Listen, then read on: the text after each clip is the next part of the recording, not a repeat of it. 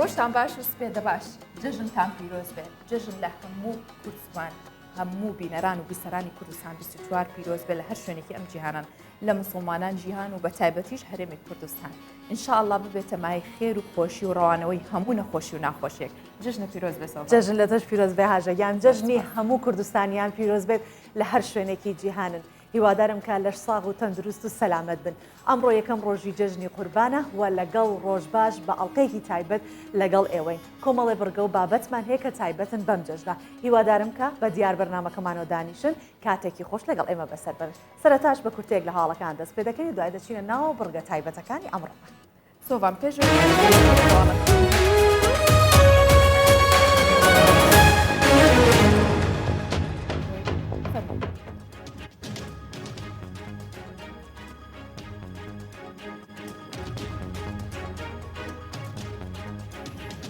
داعش بەرپرسیارەتی خۆی لە تەقینەوەکەی ناوچەی سەدری بەغدا ڕاگەیاند سەرچاوێکی ئەمنی لە پارێزگای بەغدا بە میدیاکان ڕاگەاند لە ئەنجامی تەقینەوەی خۆکوژیەکەی دوێنەی بازاڕی و حیلاتی ناوچەی سەدری بەغدا 36 کەس کوژران و زیاتر لە 66 کەسی دیکەش بریندار بوون لە نێو کوژراوەکانیشدا 12 منداڵ هەن هاوکات داعش لە ڕاگەیاندراوێکدا بەرپرسیارەتی خۆی لە تەقینەوەکە ڕاگەاند لە ڕاگەیاندراوەکەی داعش هاتووە خۆکوژەکە ناوی ئەبوو حەمزەیە و خۆی لە نێو گردبوونەوەیەکی شیعەکان تەقاندوێتەوە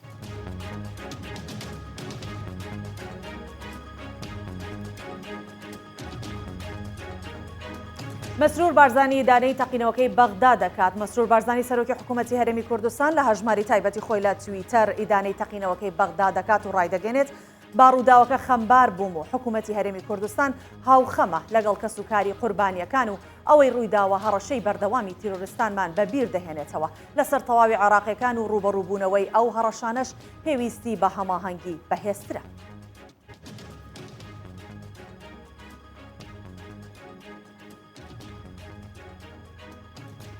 سەرۆکۆماری تورکیا دەڵێت باڵاپۆشی پەیوەندی بە دادگای مافی مرۆڤی ئەوروپا نییە ڕەجەب تەیب ئەردۆغان سەرۆکۆماری تورکیا سەبارەت بە بڕیاری دادگای مافی مرۆڤی ئەوروپا بۆ قەدەغەکردنی باڵاپۆشی لە هەلومەرجی تایبەتدا دەڵێت ئەوانە بۆ ئەوەی بیسەلمێنن کە دیوانی دادن پێویستە سەرەتا فێر بن کە ئازادی بیر و ڕاه چییە بە تایبەتی دیوانی داد پێویستە ناوی بگۆڕێت ئەوە لە دوور و نزیکەوە پەیوەندی بە دیوانی داد نییە دەشڵێت ئایا دیوانی داد دەتوانێت بە هەمان شێوە بڕیار لەسەر ئەوانە بدات کە کڵاوی جووەکان لەسەر دەنێن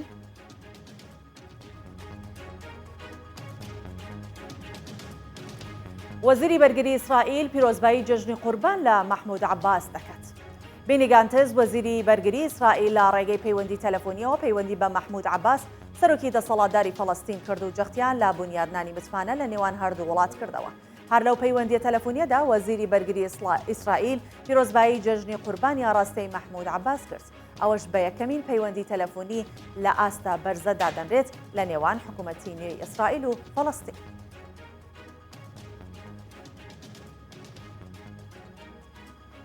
دۆناڵد ترامپ سەرۆکی پێشووی ئەمریکا ڕەخنەی تند ئاراستەی ئیدارەی نوێی وڵاتەکەی با سەرۆکاتی جۆ بایدن سەرۆکی ئەمریکا دەکات و ڕایدەگەنێت ئیدارەکەی بایدن شکستی هێناوە لە دانانی بەرنامەیەکی دیاریکراو بۆ ئەوەی زۆرترین ڤاکسینی کۆرۆنا بەسەر هاوڵاتیاندا بەش بکات ترامپ ئەوەشی خستە ڕوو بەهۆی ئەو دەستکاری ئەنجامی هەڵبژاردننی پێشووی سەرۆکاتی وڵاتەکەی کراوە ئێستا ئەمریکەکان متمانەیان بە دامەزراوە فەرمیەکان نەماوە هەر بە وتەی ترامپ ئەوە هۆکارێکی سەرەکیە بۆ ئەوەی بەشێکی زۆری دانیشتوانی ئەمریکا وەرگرتنی ڤاکسینی کۆرۆنا ڕەت بکەنەوە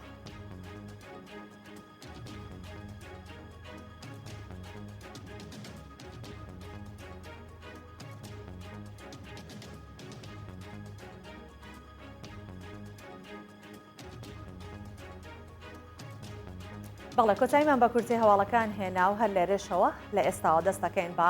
ڕووماڵی بابەتی تایبەت بە جژن و ڕووماڵەکانمان لە ئێستاوە هەرچەند لە کاتژمێرێک چەند کاتژمێرە پێش هەستا دەستی پێکردووە بەڵام ئێمەش بەردەوامە بین لە ڕووماڵی جەژن بۆ ئێوەی خۆشەویست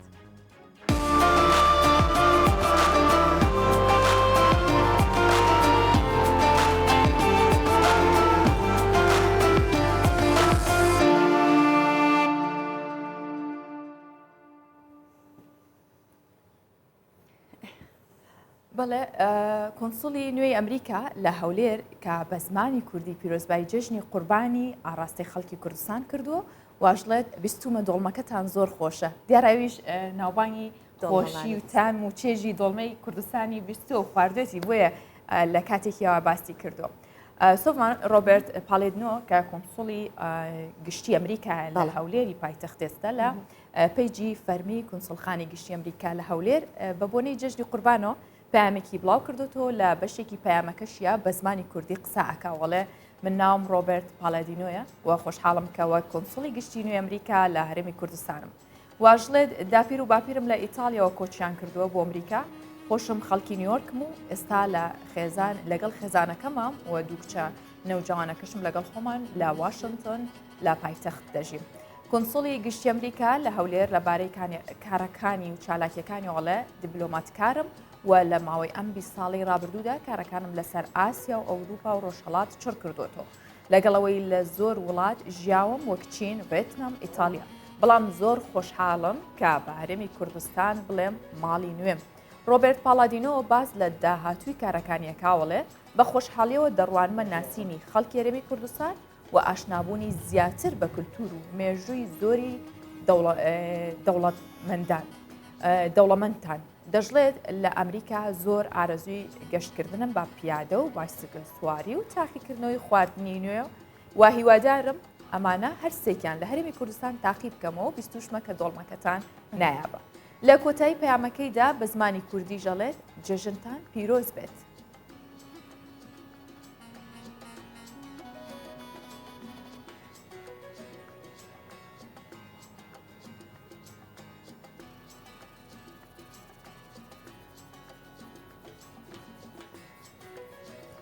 بەڵێ هەژە هەروەک باسی لێوە کرد ئەوانەی کە هاتونەتە کوردستان سەردانی کوردستانیان کردووە بێگومان هەم سروشتی جوانی کوردستان سەرنجانی ڕاکێشەوە هەم خواردنە خۆشەکانیشمان. جا ئەمڕۆ چونکە ڕووماڵی تایبەت بە جەژنمان هەیە بۆیە دەچینە شار و شارشکەکان بۆی کە هەم سروشتی جوانی کوردستان ببینین و هەمزانی خەڵک چۆن ئامادەکاری خۆی کردووە بۆ ڕۆژانی جەژن. وا دەچینە ئاکرێ کە پایتەختی نەورۆزە ئەمڕۆ بابزانین لە جەژنی قوربانە بە چ شێوەیەکە پامنێرمان ئاری حوسێنمان لەگەڵدایە لە ئاکرێەوە. ئاری جەژنت پیرۆز بێ هەموو ڕۆژێکت جەژن و خۆشی و جەژنی هەموو خەڵکی ئاکرێش پیرۆز بێت. پێمان بڵێ سەرەتای ڕۆژ خەڵک چی دەکەن لا یەکەم ڕۆژی جەژناوە چۆن ڕۆژانی جەژن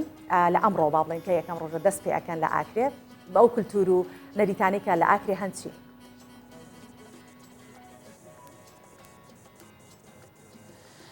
لو همی بینارین کردستان 24 جی پیروز بودن و گاوه ام دنوا سنتر ناحیه دینار تداد گلوینه افریقا گل نویجاس به دهی ام دنوا جامعه آنکم زگفت آمادن آکرده آماده بوین ولکن آکرده سردانای مزگفتید کن نویجا جشن انجام دم پاشان سردان مارن هفدود کن تشتید خون لدوف در رسم جشن زیاتر نوا جشنان امشین بیجین کل گندان هرسان دوروبرین باشر با فکر و ناشکرات جوان تر برچن مثلا دانا نوا سنتر ناحیه دینارته که جبوه که کان بزنی ایدیل باجارو کان قرار رسم جشن دپریوشن دویتم بحثه که جی بکین کو بگاویجی گروان داوی آمارین کو بشر بریات ساخلامی آکری ورگرتین دما 24 دم جمرین در بازگوی دستی 7 کسین دی رسم قضا آکری تو جی ویروس کرونا بوین دی همچین بجین او روشا ویروس کرونا ادوی آکری پیدا کری کوسستیک به همین رو رسم جشن و پیرو به جشن و دیار بیتن جبوت تر ورکت نزانیان از خاصم بود گل ولاتیم خوب بام کوی گویل نوبه مال بودن بینیم ولات رنش نکردن گتون دکش کردن خوبم بیا پیش بحثای کم کین جشن لوا پیروز بیتن جشن کی پیروز کن رو رسم جشن ویرال دینارتی چاپ روچن و گویل جام بینین کن ویرات رنشینا و تشتا جشن جخار پشتی و خار پشتینگ چیکن بسرادان پالانجی کن یان بهتر پشتی كيف انه كانوا الاستاذ كل حاضر بي وسباسيون هم هر كات حاضر جال هم خلقی ماده کم جشن همی پیشمرگ پیروز کم و جشن همی دایی شهید پیروز کم روی رسم جشن لیرا با رین ما تندرستی راست جشن وقتی خود جورا نما تو بینی و نبی قلب الله و قلب کم از بوم لیرا درس بی و خوشحالی ما پیش بازی خر خلقی خود کرد بس رین ما اینو که هات داره و افتاد درست اینو که با کووید 19 باز اگر راستی خیلی هات یادگیریم بس ام خلقی خوبی آن جیران تی کم سردان کدو که جور من هی همه پی و سخر مال بگیریم آن خر مال بگیریم بین رفتیم کم سخر بگیریم نه اول نک من ما برای ما تندرستی یادش ام بس خوی ابن نزیک ام سردان کدو که با وقتی کس برای ما هم زیاد نوچی سبيتا هي ججنة تيش ججنين قو تشخار الدينار تدبجن شكت درسكرن أنكو كفتا في ججنة وتشخار خدي يل هني بيرومن وقت بوبيت منيش ما حتى الشكبية وأم بردون من التابع أبرش ما حتى الشكبية برين بين ما دونا بيو عبد خويه بين هروت تخر ناخد بين بس بو حتى الشكبية كدينيا سپاس بوده سکرتو کردم کلدم میوان قربانی به صبح ما که گوته گوتن ایدیل مسافر ناحیه دینار تاج دوالاتی دنیا دیار کرن او پابند کارین ماین خو پاری زینه او بیشن کو سالن در باز بدم الویس بدهیه دجنه مقاله بالغ جمع هفدوچه که یعنی او بیشن کام به هفت دجامیان لید بیشن کو دجنه دم نه لا مقاله بالغی چه بتنه او سردانات جیانت خود کن هرسان جیانت وان سردانات کن جو که کو جیان وان همی یه پاستی بتن از بر وایرت نفاتی دا بله بەڵێ سپاس ئاری جژنی تۆ و میوانەکان و هەموو خەڵکی ئاکرە و دانیشتوانی ئاکرش پیرۆز بێ سپاس بۆەوەی کە ئەمڕۆ بەشداریت کرد لەگەڵمان سۆڤان لە ئاکرەوەیەینەوە هەولێر ئێستا بزانین لە هەولێر چۆن دەگوزەرەیە کەم ڕۆژی جژن بەیانیە لە پایتەختی کوردستان جژن یاخود هاونیشتیمانیان چۆن جژنی قوربان بەڕێ دەکەن بۆ زانیاری زیاتری شەچینە لای هاوکارمان هۆشمەند صادق لە هەولێرەوە لەگەڵمانە بێت بانیت باش هۆشمەند پێشە مشتێ جژنت پیرۆز بێ و پێشم بڵێ نانی بانی جژنە خواردووە یا یەکسەر ئامادە بووی بۆ لایڤەکەت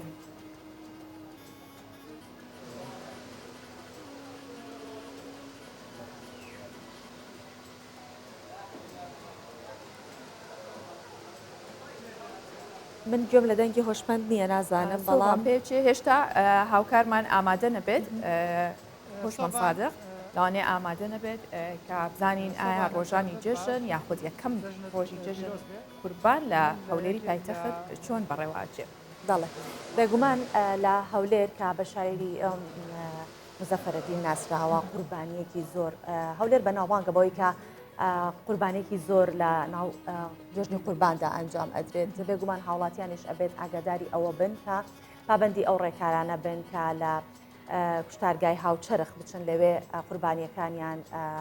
بکەنە قوربانی و ئەمە لە یاد نەکەن چونکە لەوێ هەم پشکنینەکان ئەکرێت بۆ ئاژەڵەکان چ پێش سەربڕینیان چ دوای سەربڕینیان بۆیە دواتیش دەگەڕێنەوە لای پێیان لێرەمان بزانین بە چ شێوەیەک دەبێت و بەردەوامی لەگەڵتانە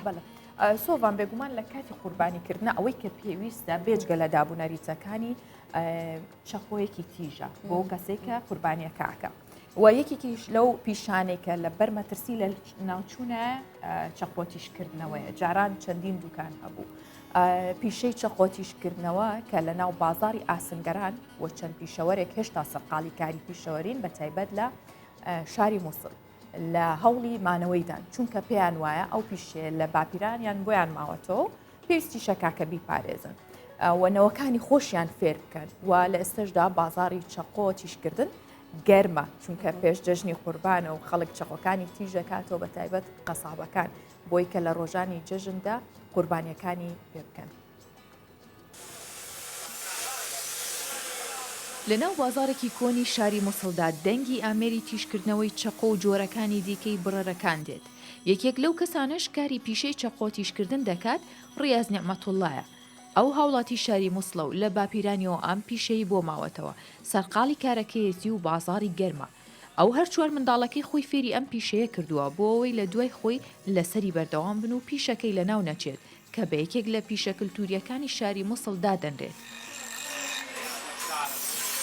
مدينة الموصل هاي مدينة الحرف الشعبية بازار یاسنگرانێکێکە لە بازارە کۆنەکانی شارەکە ماوەی 35 ساڵە لەسەر پیشەی چەقۆ تیشکردن بەردەوامم کە لە باوکم و مامەکانم بۆ ماوەتەوە. پیشەکەم تایبەتە بە تیشکردنی هەموو جۆرەکانی چەقۆ بە تایبەتیش چەقۆی قەسابەکان لەگەڵ مەقەس.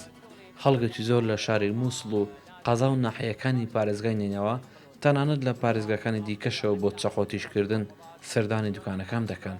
چونکە پیشەکەی من پیشەیەکی دەگمەنە هونەر و لێهاتووی دەوێت و دەبێت داهێنانی تیادا بکەیت. کوڕەکەی ڕیاز هەرچەندە تەمەنێکی کەمی هەیە قوتابیە لە پۆلی دووەمی ناوەندی لە باوکیەوە فێری پیشەی چەقۆتیشکردن بووە. زۆر دڵخۆشە و پیشەکەی باوکی خۆش دەوێت بۆیە هەر کات پشووی قوتابخانە هەبێت لەگەڵ باوکی دێت و کار دەکات ئەوەش ئامانجی باوکێتی بۆ پاراستنی ئەو پیشەیە. أنا حسين بن رياض نعمة الله المصلي. پیشەکەم زۆر خۆش دەوێت کە 3 ساڵ لەمەوبەر لەلایەن باوکمەوە فێر بووم و لە پشووی هاوینەدا دێمە دوکان و یارمەتی باوکم دەدەم بە تایبەتیش لە کاتی جەژن و بۆنەکاندا چونکە قەسابێکی زۆر بۆ تیشکردنی چەقواکانیان سەردانمان دەکەن. ئەگەرچی ئەم بازاڕە لەژێر کۆنتڕۆڵی چەکدارانی داعشدا خاپور کرابوو بەڵام ئەم پیشەوەرانە دوکانەکانیان بە هەوڵ و توانای خۆیان لە بازاری ئاسنگەران نۆژەن کردەوە. هاوکات پیشەی چەقۆتیشکردن لە شاری مووسڵ بەرەو لە ناوچوون دەچێت بەڵام لەگەڵ هاتنی جەژنی قوربان بازاری ئەم پیشەیە گەرم دەبێت چونکە لە ڕۆژانی جەژنی قورباندا بەهۆی ئەوەی خەڵکێکی زۆر قوربانی دەکات قەسابەکان بۆ تیشکردنی چەقۆکانیان سەردانی دەکەن.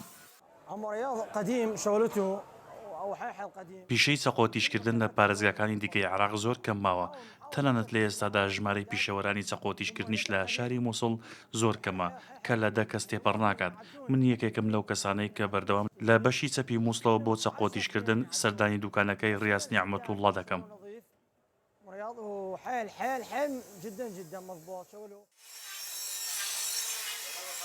شاری مووسڵ سەنتەری پارێزگای نینەوە و باکووری عێراق بە چەندین پیشە و کاری دەستی جۆراوجار بەناوبانگە و یەکێک لەو پیشانش چەقۆتیشکردنە کە پێشتر بە سۆپارچی ناو دەبرا لە بازاری ئاسنگەراندا و دارتاشان یان بازاری ژێر منارە کە دەکەوێتە نزیک پردی کۆن و مێژوەکەی دەگەڕێتەوە بۆ 800 ساڵ لەمەوبەر ئەم پیشەیە دەکرێت و بە گشتیش بازارەکە تایبەتکراوە بە فرۆشتین کەرەستە و کەلوپەلی چاندن و دروێنەکردن و چەقۆتیشکردن. بەڵێ گەڕینەوە هەولێر کەمێ پێش ئێستا ئەو بوو هاژە ئاماژەی بۆ کرد کە دەچینە لای پامنەرمان هۆشمەند بەس گوێ لە دەنگمان نەبووە دیسانەوە گەڕینەوە لای هۆشمەند بۆی بزانین لە پایتەختی هەرێمی کوردستان یەکەم ڕۆژی جەژن چۆن بەڕێوە دەچێت ئەویش هۆشمەند زانیاریمان پێدات. هۆشمەند جەژنت پیرۆز هەموو ڕۆژێکی جەژن و خۆشی و جەژنی هەموو هەولێریان و هەموو کوردستانیان پیرۆز بێ. پێم بڵێ لەکوێی هەولێریت ئێستا و باسی یەکەم ڕۆژی جەژنم بۆ بکە کە لە هەولێر بە چ شێوەیەک یەکەم ڕۆژی جەژن بەڕێوە دەچێت و مسلمانان ئەم جەژنە پیرۆزەکەن. سۆڤان جەژنی تۆ و هاژا پیرۆز بێت ئەمیشە لە جەژن نابن جەژنی هەموو خەڵکی کوردستان و خەڵکی شاری هەولێر پیرۆز بێت. ڕۆژانی جەژن لە شاری هەولێر هاوشەوەی شارەکانی دیکە جیاوازە. لە هەولێر من ئێستا من لە یەکێک لە سەرتاشخانەکانم کە گەنجێکی زۆر هاتوون بۆی کەوا خۆیان بڕازێنەوە بۆ ئەوەی کەوا سەردانی خزم و کە سوکاریان کەن لە دوێنێەوە بۆ نمونە لە سەرەیان هەیە سەرەی بکو ئێستا سەرەی دێت هەیە ناوی نووسیوە نزیکە تاوەکو ئێستا لەو سەرتاشخانەیە نزیکەی 800 کەس ناویان نووسیوە لەگەڵ وەستایەرش زیاتر گفتوگۆ دەکەین کە هەلی کاریشان بۆ نزیکەی 30 گەنج لەم سەرتاشخانەیە ڕەخساند و وەستایەرش ئەم کاتان باش ماشەڵڵا ماندوو دیارن لەکەیەوە لە سەرەتا بەخێراتنتان دەکەین بۆ کەنەڵە جوانەکەتان جەژنە پیرۆزتانە دەکەین بە ناوی کارمەندەکانمان زیاتر لە دوێنێەوە دەدوێنێ بیان لێرێن بەر ئاسر تاکو ئێستاکە هەر بەردەوامین هەتا دوازنی ڕۆ لێرەینە زیاتر لە 600 نەفەر زیاتر سەدانیان کردینە لێرەی شەکەن لەگەڵ کارمەندەکان 30 کارمەندبانەیە لەگەردا خزمەت گوزارەکان سەری گرتووە ینی وڵی لە دوێنێەوە ئاگادار سڕیان گرتی بوو تقریبان سعادەی بڕۆیشتینە جەژنی ڕەمەزان زۆر قەرەباڵغتر بوو بۆ ئەم جەژنە هەستەکەم دایمان بەخۆی جەژنەی ڕەمەزانان خەڵکە بەعام پێکەوە دێتن وەکو جەژنە قوربان نییە کە جەژنە قوربان بینی کا بە دوێنێ پێرێ هاتووە پێویست ناکات بێتەوە بەڵام بۆ جەژنە ڕەمەزانەکەی عالفەکەی بە کاملی دێتن یان ڕیشی چادەکە سێ چاک بە کامی چاکەتن چێشکە لەوەی دای زیاتر زۆر بەخێر ئەمە ژمارەی گەنجن لێرە ئەوان چەند ڕۆژێکە سەریان گرتووە سەردای خۆیان ئەڕازێنەوە وەستا ماندوو نەبی چۆنی لە دوێنەوە ئەپێوێت چی بکەی دوایەوە چ دەکوێ وڵی سەردانی خزمان دەکەین و پاشۆی خۆمان جوان دەکەن لێرە خەیان بچێ بە بۆ نەجەشنەوە جەژن لە توش پیرۆز بێ وڵی بەس خۆشی پیرۆز بێ وەستا جەژنیش تۆش پیرۆز بێ جەژنی لە دوێنێەوە ئاوا لەسە پێیان ڕاوەستاوین چاکردووە تا ئێستا زیاتر لە 900 گەنجمان چاکردووە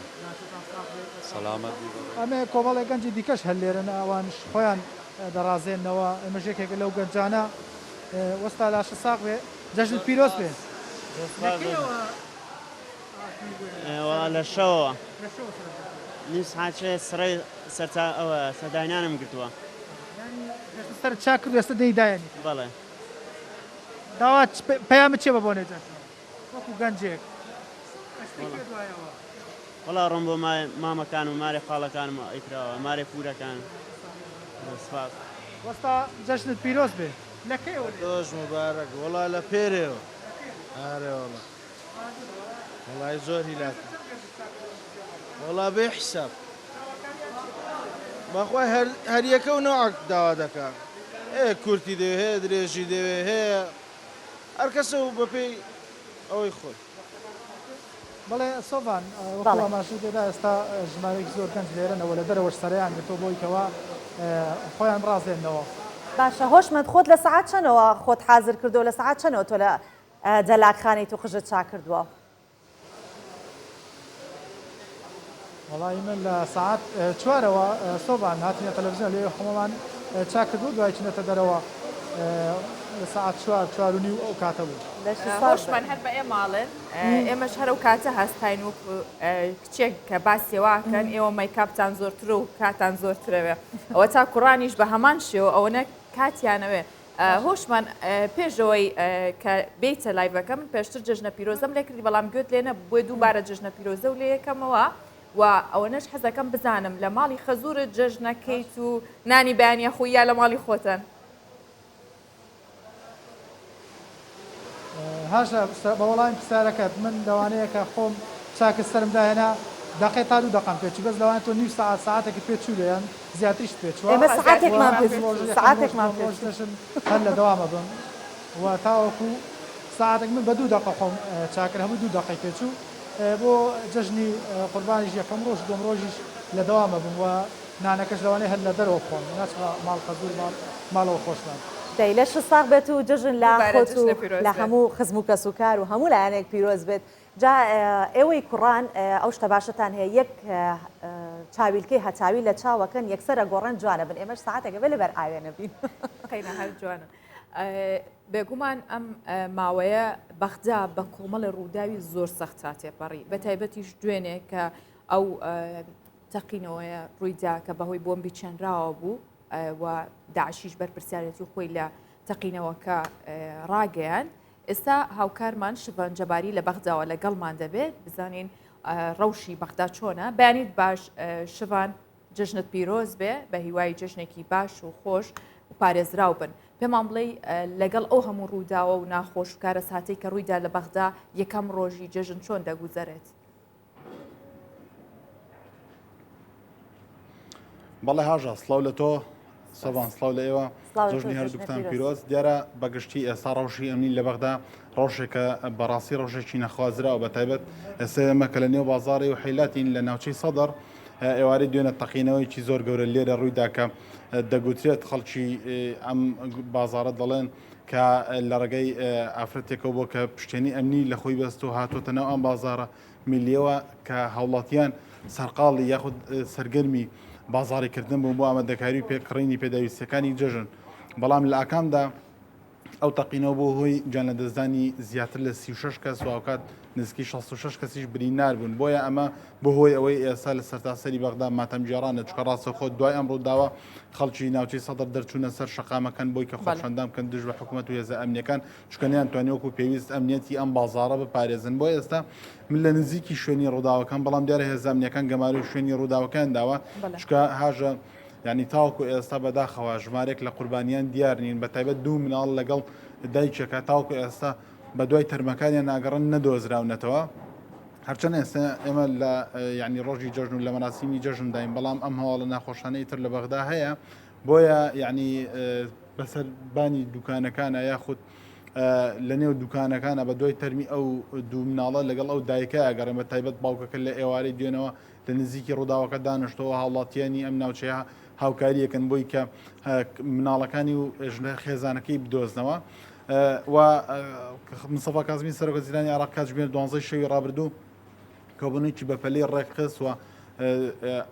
بەرپرسی ئەمنی ئەم بەشەی ناوچەی سەدڕی لە پۆستەکەی دوور خسەوە ئاوکات بەڵێنیدا کە هەر کەسێک هەر لایەنێک کەم تەرخەم بوو بێت لە ڕوودانی ئەم تاقینەوەی ئەوە ڕوبەڕووی دادگاکرێتەوە ئاوکات چەکدارانی داعش لە تویتێکدا ڕایانگەیان کە ئەوان لە پشت ئەم کردەوەیان و ئەم کردەوە تیرۆریستیان لە ئەستۆگرت بۆیە ئێستا بەگشتی ینی کەمتر با بڵین بەڕووکەش جژن لە نێو بەغدایە بەدیەکرێ و ئاوکات سەرسیمای ئەو خەڵکی کە لە نێو ئەم گوزەرانیان لە نێو ئەم ناوچەی سەدڕیان ینی زۆر پێتاقەتیان پێوە دیارە هەموو ماتەنجێرانە بەشێکی هێرە زۆری ئەو ماڵانی کە قوربانیان هەبوو لەم ڕووداوی ئێواری دوێنی ناوچەی سەدڕ ئێستا پرسە و ماتەنجێران لە بەردەم ماڵەکانیانە بۆیە ینی ئەمە وای کردووە کە کەمتر با بڵین ڕەوشی جەژنوە ئەو مەراسمی جژنەی کە هەیە لە بەغدایە بە تایبەت لە ناوچەی سەدر بەدی بکرێ. بەڵێ زۆر سپاس دەکەین شڤان جەباری کە لە بەغداوە لەگەڵمان بوویت جا ئەوە لە یاد ناکەین کە ئەمە یەکەم جەژن نییە لە زۆربەی جژنەکانە هاژە بێگومان ئێمە هەفتەیە پێش جەژن یاخود 15 ڕۆژ پێش جەژن هەمیشە و هەواڵانەمان بیستووە کە لە بەغدا کۆمەڵە پیلانگێڕی هەیە کاوها لە مۆڵەکانە بۆمبی چێنراودان ڕێدیان لە شوێنەکانە زۆر جار بیستمانە کە جەژن لە بەغداد هەمیشە خۆیان باس لەوە دەکەن ئەڵێن بەکارە ساتەوەیە هیوادارین کە عێراق بەگشتی پارێزراوبێت هەرمی کوردستانیش هەر پارێزراوبێت بە هەمان شێوە باوە لە یاد نەکەین هاژەکە لەو بابەتە دەرچی چکە بەڕاستی بابەتێکی کارساتبارە و دڵتەزێنە بەڵام دوجار خەڵکی عێراقا لە بەغداش بە تایبەت ئەم ڕووداوی ناوچەی وەحیلاتی زۆر سەخت بوو بە ناخۆشیشە بوو ڕێکشەوی جەژنیش کە خەڵک خەریکی ئامادەکاریە و لە بازار خەریکی کڕین و پێداویستیەکانە کە ئامادەی دەکات کە بۆ جەژن خواردنی جەژن لێ بنێت پیرۆزبایی جەژن بکات بچێتە ماڵی خزمان و کەس و کاریان لەگەڵ ئەوەش کە بەغداد وەک باس کرد کارەساتی زۆری بەسەرهات سووتانی ئەو نەخۆشخانەیەوە جگەلەوە نەبوونی کارەبای بە بەرداوام و ئەمانە هەر هەمووی کاریگەری بێگومان لەسەر دەرونی مرۆڤ کار دەکات ئەگەر جەژنیش بێتەوە بە دڵخۆشیەوە جەژن ناکات. ئێستا با لە بەغداوە بگەڕینەوە سلێمانی بزانین لە شاری سلێمانی لە پایتەختی ڕۆشنبیری ئەمڕۆ جەژن چۆن ناکرێت هاوکارمان هاوژین جەمالمان لەگەڵ دەبێت هاوژین بەیانیت باش جژنت پیرۆز بێ ئەوەندەی من بزانم ئەگەر نانی بەیانی نەخوارد بێ یاخود شلەی قەیسی و نەخوارد بێ ئامادەکاریکی باشە نەکردووە جەژنە پیرۆز بێ و پێشم بڵێ جەژنە پیرۆز بێت هاوژین. وەڵێ سلااوتان لێ بێت جەژنتان پیرۆز بێت بە هۆکاری ئەوەی کە ئێمە ڕووماڵی نوێژی جەژنمان کرد خۆم و هاوکارانم تا ئێستا نانی جەژنمان نەخواردووە من ئێستا لە یەکێک لە گۆڕستانەکانی پارێزگای سلێمانی شتێک هەیە لە نێو پارێزگای سلێمانی نێو هاوڵاتیانی پارێزگای سلێمانی کە لە نێو شارەکانی دیکە نییە یاخود زۆر کەمە بابەتی نۆجەژنەیە ئەم نۆجەژنەیە بە واتایە دێت کە ئەو هاوڵاتیان یاخود و کەسانی کە ڕۆژانی پێش جەژن جارە نێوان جەژنی ڕەمەزان بۆ قوربان یاخود قوربان بۆ ڕەمەزان کۆچی دوایی دەکەن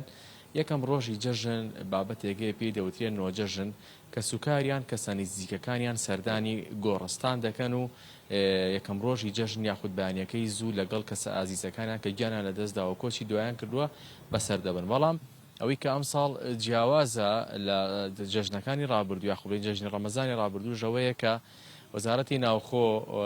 ڕێنمایی دەرکردووە تایبەت بە سەردانی نەکردنی هاوڵاتیان بۆ گۆڕستانەکان و بڕێک پارەش وەکو غەرامە دیاری کردو بۆ هاوڵاتیانی کە سەردانی گۆڕستانەکان دەکەن کە بڕەکەی 2 ملیۆن دینارە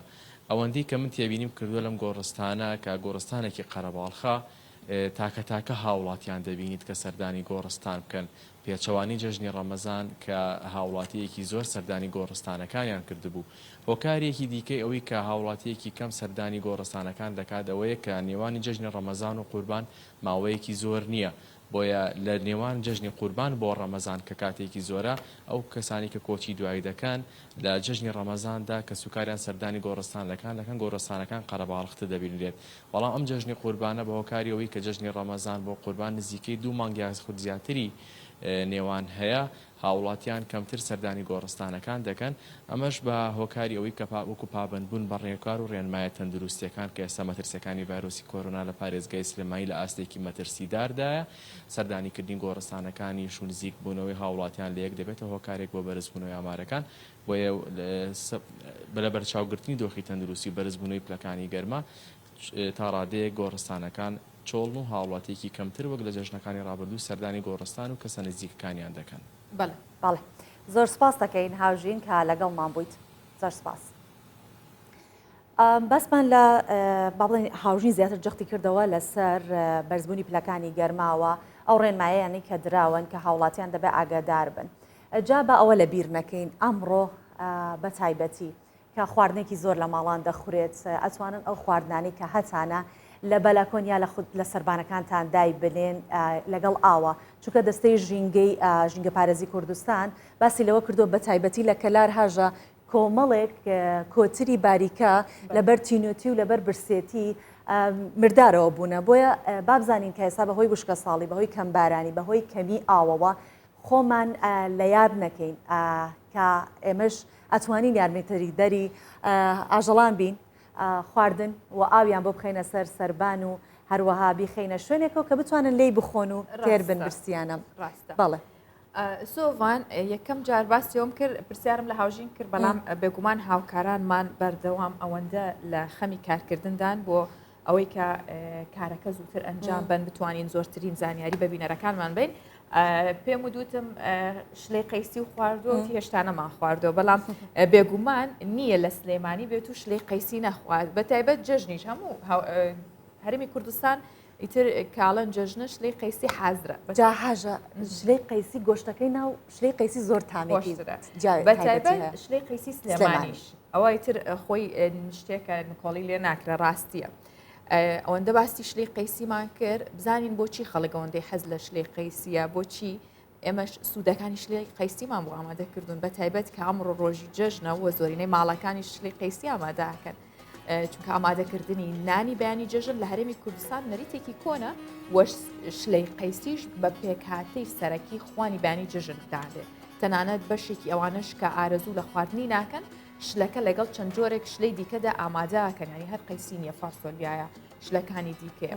ئەو قەیسی شلەکە کە لێ ئاماداکرێت چەندین سوودی تەندروستی هەیە چونکە دەوڵەمەندە بە ڤایتامین ئەی وە سوودێکی زۆری بۆ چاو و پێست هەیە هەر ئەوەش لە میوە وشکەکانی دیکەی جیاکاتەوە هەروەها بڕێکی زۆر پۆتاسیۆم و ئاسمیتیایە کە فشاری خوێن لە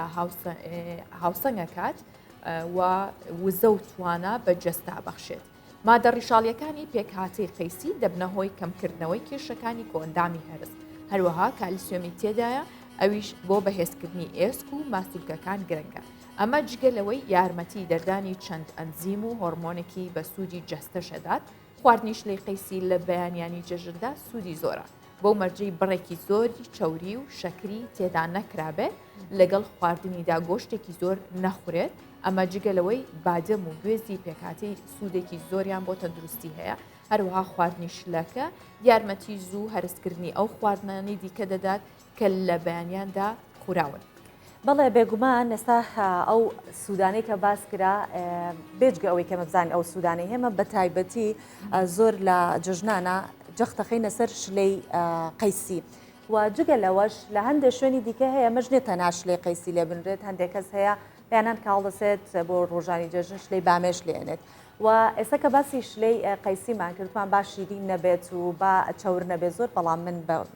بەش بە حاڵی خۆم شلەی قەیسی تا شیرین نەبێت و تا چەند خۆشتر بێت چەندێ باسیکەین چەند سوودەکانی زۆر بێت هێشتا کەسانێکەن حەزیان لێ نییە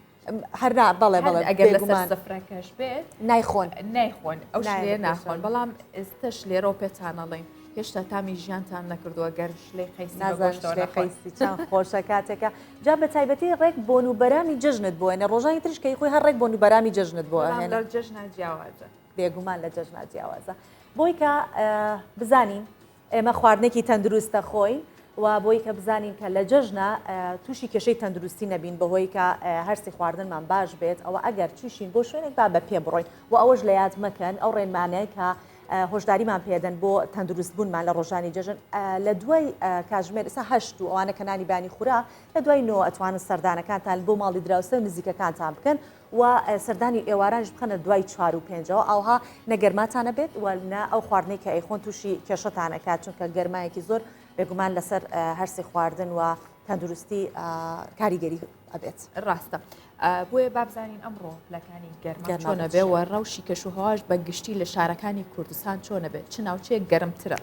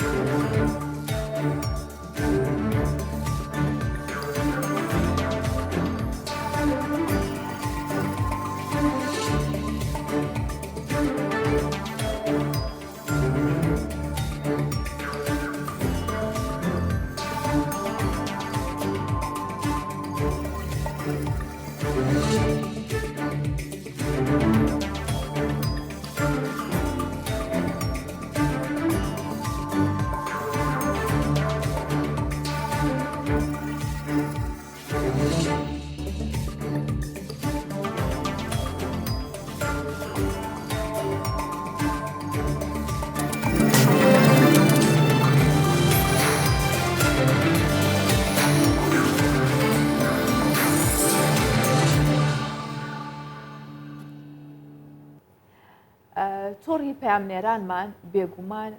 ئەوەندە بربڵاو و چالاکن کە ئەمڕۆ لەم جژنەدا لە باکوورەوە بۆ باشووریینەوە ئەڕۆینەوە بۆ هەموو شوێنەکان چونکە پامنێرانمان لە هەر شوێنێک بن ئەم بەیانیە زانیاری بە ئێوایەن و ڕەوش بەشی یاخود بەشێک لە ڕەوشی ئەو ناوچانە بۆ ئێوە گوێزنەوە. ئێستا چینە مۆسکۆ بزانین ئەم گەرمایە چۆتە مۆسکۆش چۆتە رووسیا چونکە رووسیاش کار لەوان نەماوە سەرماکەی نەماوە لە ڕێگەی پامنێرمان یاخود هاوکارمان خۆشەوی محەممەد کە لە مۆسکۆ لەگەڵمانە ئاگادارمانەکاتەوە لە ڕەوشی مۆسکۆ و رووسیا. بەیانیت باش خۆشەوی جژنت پیرۆز بێ بە هیوای ڕۆژێکی خۆش و جژنێکی خۆش بۆ تۆ چونکە ئێستا تۆ پێناچێت دەوروبەر و لە شارێکا بیت کە جژن بە شێوەیەکی زۆر چڕوپڕ یادەکە بکرێتەوە بەڵام پێمان بڵێ ڕەوشیە و ناوچەیە چۆنە و بەگشتی زانیاریەکان لای تۆ چییە؟ جژنە پیرۆز بێت خۆشەوی. بەڵێ بەیانیتان باش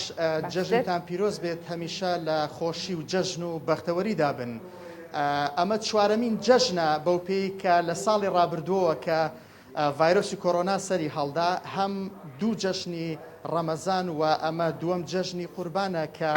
بەبێ ئامادەبوونی خەڵک چونکە جاران ئێستا ئێمە لە ناو مزگەوتی گەورەی مۆسکۆین کە شوێنی 10,000 مسلمان بەس لە ناو مزگەوتەکە دەبێتەوە کە لە 5 و ئەمە گەورەترین مزگەوتی ئەوروپایەوە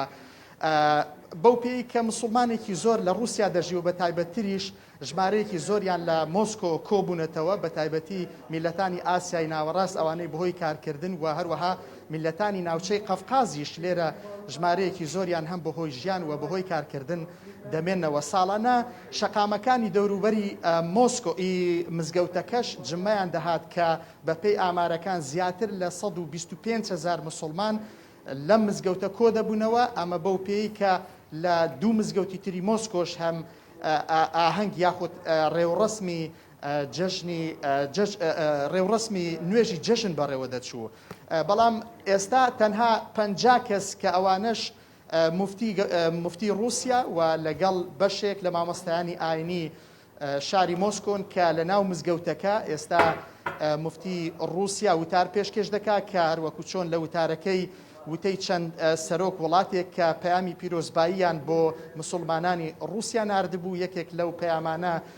پەیامی پیرۆزبایی ڤلادیمیر پوتین رووسیا بوو کە تێیدا پیرۆزبایی لە مسلمانانی وڵاتەکەی و لە ڕێگەی مفتی رووسیاشەوە پیرۆزبایی لە مسلمانانی جیهان دەکات کە لە دەقی پەیامەکەی داهاتبوو کە باس لە پێکەوە ژیانی پێکاتە و هەروەها نەتەوە و ئاینەکان دەکات کە لە رووسیا سربەستانە مەراسیم یاخود ڕێوڕسماینەکانی خۆیان بەڕێوە دەبن و رووسیا پاڵپشتی لەم پێکەوە ژیانە دەکات و هەروەها پەیامی سەرۆک وەزیران و سەرۆکی ئەنجومەنی فیدرالیش خوێندرایەوە لەگەڵ پەیامی سەرۆکی شارەوانی مۆسکۆ و چەند سەرۆک وڵاتێک لەوانە پاشای سعودیا و هەروەها کوێیت و بەشێک لە وڵاتانی تری ئیسلامی پەیامی پیرۆزباییان ناردبوو. ئەوەی کە لێرە جێی سەرنجە ئەوەیە کە پابندیەکی زۆر توند بە ڕێکار و ڕێنمایە تەندروستیەکانەوە هەیە کە ڕێگە بە هیچ کەس نادرێت بۆی کە بێن هەرچەند دەژمارەیەکی زۆر مسلمان لە سەرجادە هاتوون بەو پێی کە بێنە ناو مزگەوتەکە بەڵام ڕێگان پێ نادرێت و پەرت و بڵاویان پێکراوە بۆ ئەوەی کە بپارێزرێن لەو ڤایرۆسە نەگریسەی کە ئێستا ڕووی لە جیهان بە تایبەتیش لە رووسیا کردووە بۆ پێی کە ڕێژەکان ڕۆژ بە ڕۆژ بەرز دەبنەوە و بە بەراورد لەگەڵ ساڵی ڕابردوو پارساڵ ئەو دەمانە ڕێژەی مردن لە ڕۆژێکدا 150 کەس بوو ئێستا بەرز بۆتەوە بۆ نزیکی 800 کەس کەمە بەرپرسانی باڵای رووسیا بە ئامارێک یاخود بە کۆڕۆنای هەرە کوشندە ناوزەدی دەکەن و ئەمە بۆ پێنجەمین هەفتە دەچێت کە ژمارەی توشبوون لە رووسیا بەرز دەبێتەوە 25,000 تێدەپەڕێنێ. ئەمە لە کاتێکدایە کە رووسیا یەکەم وڵات بوو کە ڤاکسینی دژە کۆڕۆنای دۆزیەوە لە ساڵی ڕابردوو و ئێستا رووسیا خاوەنی 4 ڤاکسینە بۆ ئەوەی کە بتوانێت بەر بە تەشەنە سەندنی ڤایرۆسەکە بگرێتەوە بنەبڕ بکرێت بەڵام بەداخەوە تا ئێستا نەتوانراوە. ئەوەش کە هەم پزیشکان و هەم بەرپرسانی رووسیا باسی لێوە دەکەن بۆ کەم تەرخەمی هاوڵاتیانی رووسیا بووە کە نەچوون بۆ وەرگرتنی ڤاکسینەکە هەرچەندە ئەوانش کە پێشتر ڤاکسینیان وەرگرت بوو بەشێکیان جارێکی تر توش بوونەتەوە بەڵام پێویستیان بە نەخۆشخانە نەبووە لە ماڵەوە چارەسەریان وەرگرتووە واتە زۆر بە سووکی توش بوون پێچەوانەوە ئەوانەی تر کە توش بوون کە ڤاکسینیان وەرنەگرتووە زۆر بە قورسی تووشی ڤایرۆسەکە بوون. باشە خۆشەوی جیا لە باسی ڤاکسین و وەرگرتنی ڤاکسین لە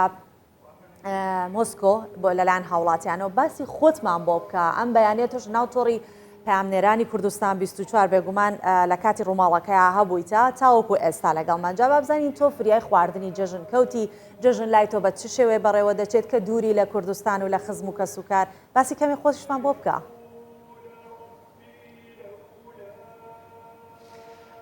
بەڵێ ئەوەی ڕاستی بێت من کاتژمێر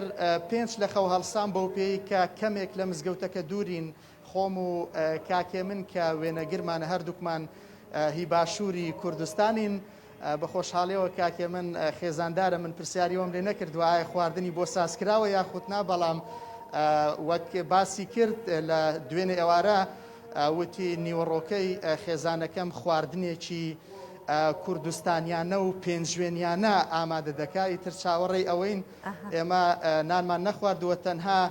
هەندێک ئەومان خواردێتەوە و هاتین بۆ ناو مزگەوتەکە و دەستمان بە ڕووماڵ و بە وێنەگرتن کرد بۆیە تا ئێستا شیرنیش و بەو پێش کە لێرە ژمارەیەکی زۆر کەم کورد دەژین و بەو پێی کە کوردەکان زیاتر کوردانی ئێزیدین کوردی موسڵمانی شیلەیە بەڵام لە مزگەوتەکە بۆ پێی بە پێی پابندی ڕێنماییەکان هیچ کەسێک لێرە ئامادەبوونیە جگە لە مفتی و بەشێک لە مامۆستایانی ئاینی بۆیە و زیاتریش ئەوانەی باشووری کوردستان ئەو کەسانن کە بەهۆی خوێندنەوە لێرن بەڵام بەهۆی سەرەڵدانی ڤایرۆسەکەوان ئێستا گەڕاونەتەوە ناتوانن گەڕێنەوە بۆیە ژمارەی کوردان ئێستا بە تایبەتیشی باشووری کوردستان لە مۆسکۆ زۆر کەمە. وەڵا خۆشەویست ئەگەر سنگڵ بی یاخود خێزاندار بی تر لە ڕۆژانی جەژنە فەرقی نامێنێت ئەگەر لە کار بکەی لە ناو ڕاگەاندندا چونکە ئەو ئەرک و پیشە پیرۆزەی کە هەمانە و کاری تیاکەین بێگومان کاری لە پێشینەمانە و پیشەیانش کارەکەین بۆیە گلەی مەکەگەر بەڵام دواتر ئەو نانەخۆش و چێشتە خۆشە بخۆکە خێزانەکەی هاوکارت کاکێ من ئامادەی کردو وەک خۆت وتت خواردنی پێنجۆنی ئەکیت خۆشە دووبارە جژنت پیرۆز بێ خۆشەوی سپاس بۆی کە ئەمڕۆ لەگەڵمان بووی زۆر سپاس دەکەی جا هاژە من و تۆی شێشتا نانی بەیانیمان نەخواردۆ لەگەڵ هاوکاران ئەوان خەریکی ڕووماڵ بوون ئێمەش بە هەمان شێوە دوورین لە خێزانەکانمان من هەرچەندە ئاگداریان کردمەوە کە وەکوە لەگەڵیان بم لە بەرۆی شاشەی کوردستان 24 لەگەڵیانەوە بەو شێوەیە لەگەڵیانە بم و لێرەشەوە پیرۆزبایی جەژن لە دایکم و باوکمەکەم و دەستی شان ماچەکەم لە هەموو کەس و کار و لە هەموو بینەرانی کوردستان 24 بەڵام تایبەتتر بوو چونکە من ئێستا بەم جۆرە لەگەڵیانم بۆ هیوایم کە جژنێکی باش بەڕێ بکەن پیرۆزیان بێت و ئەم جژنە تایبەتە من و هاژەم جژنە بەیەکەوە جژنمان کرد لێرە و ئینشاڵای مشوەک و هاوکارانمان دواوێت کە کۆتاییمان بە ئەم دوو کاژمێرەی ڕووماڵ هێنا دواتر دەسەکەین بە خواردنی جەژن جا جەژن لەلای ئێمە دەست پێکات و بۆ ئەوەیش کە بزانین جەژن چۆن لە دهۆک دەستی پێکردووە ئەوە مەسعود محەممەد لە دهۆکەوە لەگەڵمانایە مەسعود جەژنی تۆ پیرۆز بێت جەژنی هەموو خەڵکی دهۆک پیرۆز بێت پێمان بڵێکە یەکەم ڕۆژی جەژنتان چۆن دەست پێ کردووە و زانیاری زیاترمان پێ بدات چەندێک خەڵک خۆی ئامادە کردووە و چەندێکیش خەڵک پابندە بەڕێنمایەکانەوە مەسعود جەژنت پیرۆز بێ بەێ جەژنەوەژی پیرۆز بێتن مادە ڕۆژێکە چاودار باز بێتن مەژی شارەکەت گەل ماڵکریان پاشە دەرکەتین سووان و هاژەوال گەل خوشەوی بەحسێ بژم ژیانە خێزانی کرد ڕۆژانێن جەژنێدا بگومان ینی هەمی جەژنا ئەمن ناوە خەلکیدا نام خزمەتە خەلکیت کێنج بەرێژی من و هەڤژینە خۆژی بچێکی شارێکی هۆسۆیەکری و ئەبروکە ئەوە گۆزندە هەندێت کرد و ئەم هەرچە نبیتن جەژنەکەت گەلەوە دابین بێگومان حالێمە هەمی ئاڤەیە ئەوە بەس بە خۆشی وە گەرام شارە ناگەن ئەوە ڕۆژێکیەوە جەژنەیە ئەدی خەڵکی پارێزگا دووکێ بگشتی بەرهەویەت باش بکەن هەمی جەژنە تایبەتی پێش هاتنە جەژنێ لێ ئەف جەژنە هەنێ جەژنەکە یعنی جوداترش هەمی جەژن دەربازبوویش بەرک و بشنیشکێکی و ئامارن کۆرونا پشێوەکی گەلێکی بەرچاو بلند بوون تایبەتی پارێزگا دووکە ئەس باسکەم ئەنی دیهیل سەرانسەر هەرمە کوردستانی 1985 حالاتên توشبوونە ڤایرۆسی کۆرونا هەبووینە دیارەش vê hejmarê 976 حالات پارێزگاها دووکە بووینە ڕێژەکێک جار زۆرە ئەvە دەمێکی دا و ئەو دوو نەخۆشخانەن هاتیینە تایبەتکردن توشبوون کۆروناڤ پارێزگا دووکە هەردوو توژی بووینە نەخۆشخانە سۆتنە نەخۆشخانە لەلاف ئەvە زەنگێکە مەترسیدارە ئیدی ژدیهی وەرە تایبەت بۆ چەند ڕۆژێ دەربازبوویدا بگەشتی تایبەتی ژدیهی وەرە ئەس بەحسیان بکەم و کارتێت هەندروستی تایبەتی ڕێبیرە گشتە هەندروستی پارێزگا دووکێ داخوازش وڵاتیاتن کرد و vê جەژنێدا هەرچی نەبیتن ئاستی خۆ پارێزیە باشتر بیتنش ڕۆژانێن دەربازبوویش بەرکەوە دەمەکە خەلکی دەستش خۆ پارێزیە بەردا تایبەتی بکارینانە کەماما و دەستکێشە و ئەو مەسەفەتە دووریت ناوەرە کەسێکی و کەسەدیدا ئەدی ئەف جەژنە هەنێ جەژنە قوربانە جەژنەکە تایبەتە لەف خەلکی لێ سەرە ڕایڤا هەمی بژم هوشیاریە و سەرە ڕایڤا زەنگت مەترسیدارن کۆرونایە تایبەتی ئەس بەحسێ باڕۆژکە بکەم و باڕۆژکێ جەهێکە تایبەتێ دهۆکەیە لوێرێ قەرەباڵغێکا زێدە هەمی جەژنە هەر زیچ پەیدات بێتن ئەڤروکەژی داشتا زاروک و تایبەتی بەشەکەش خەلکی قەستە ماڵەتێک و دوتکەن لێ گەل داژی ئەو چەندە هێتە بەرچاوکردن و ئەف ساڵەدا بێتن تایبەتی vê جەژنێدا خۆ پارێزیەکە باشتر هەبیتن بەحسێ دهۆکی گشتی بکەم ڕێژا کۆرۆنای بەرەف بلندبوونێڤە چووە دیسان ڕێژا مرنێژی بەرەف بلندبوونێڤە چووە هەتان و کەس زەتری 1903 کەس پارێزگا دهۆکێ کۆرۆنای مرینە زەتری 73000 کەس هاتان و کە تووشی ڤایرۆسی کۆرۆنا بووینە بەرێژی شلای دەستگەهت ئەمنی و شلای ڕێڤەبەریان پەیوەندیدار و هەمی ئامادەکاریان پێشوەختە هاتیە کردن شروع خزمەتگوزاری و شروع گەشتوگوزاری و پارێزگا دهۆکێ تنێت وان سەرروژێن دەربازبوویدا هەزارها گەشتیار هەبەتیش پارێزگەندیان عراق هاتیە ناوە پارێزگا دهۆکێدا ئامادەکاریان تەما هاتیینەکردن داگاف جژنە هەنێ جژنەکە خۆش دەرباز بیتن ئەدیت گەشتن بێتن دا هەوڵدا بچینە ناوا ماڵن وڵاتیان دا تایبەتین چین گەشتیاریش دا بزانکانەکە جژن وەرشە جژنەوەژی پیرۆز بێتن و جژنا هەمی تەماشەوانە کوردستان شارێکی پیرۆز بێتن مەژینا نەخواری هەتانەکە دوای لایڤەکە و مەسعود هەم خێزانەکەت ئاشکەرەوە و خوانێکی خۆش بخۆن بەس پێشەوەی بڕۆی بزانم لە دهۆک چ خواردنێک لە جژنا زۆر گرنگی پێدرێ زۆر تایبەتە بە دهۆک براستی ژانی تشتا سپێدێ بژم خواردنا سپێدێ هیچ گرنگیەکە ئەو ساڵ دهۆکێ پێناهێتە دانانیشکەڤن داوەرە بەس نیڤروهیان ئەدی سەرۆپێ و تایبەتی ئەم بژنێک تەرشک کەفتەز باوارم سۆرانی دوێژنێ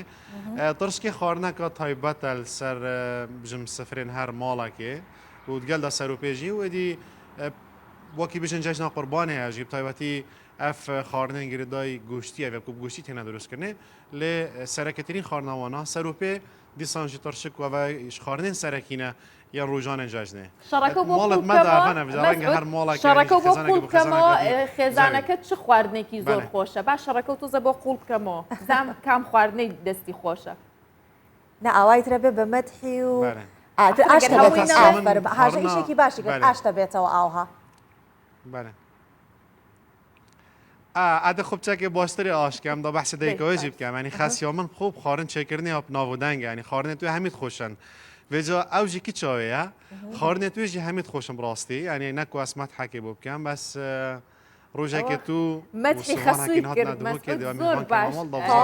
ئاشتەوایی ڕاگەیان تر پلەپایی پێگەی زۆر زۆر تون و تۆڵە بێ ئەمڕۆ خەمتان نەبێت لە مەسعودی تر مادەم وایە مەسعودیش لەوانەیە کە ئەگەر ڕۆژە بینیمە مادەم وا باسەکات دەست و پەنجەی پێوە نەبە چکاڵەن یەکێ خواردنی خۆشە ئەو نەخواردنەکەی خۆشە خەریکە دەست و پلی لەگەڵا ئەخۆی مەدحی خەسووشی کردەوە ئەمڕۆ ڕۆژێکی باشتە دەستت خۆش باس مەسعود زۆر سپاس دەکەی بەڵێ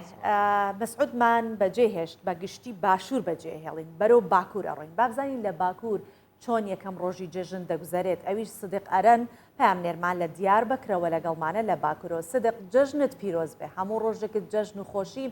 و هیوادارم کە پیرۆزبایی گەرمی ئێمە بە هەموو خەڵکی باکووری کوردستانیش بگات و ئێستا فەرموو لەگەڵتی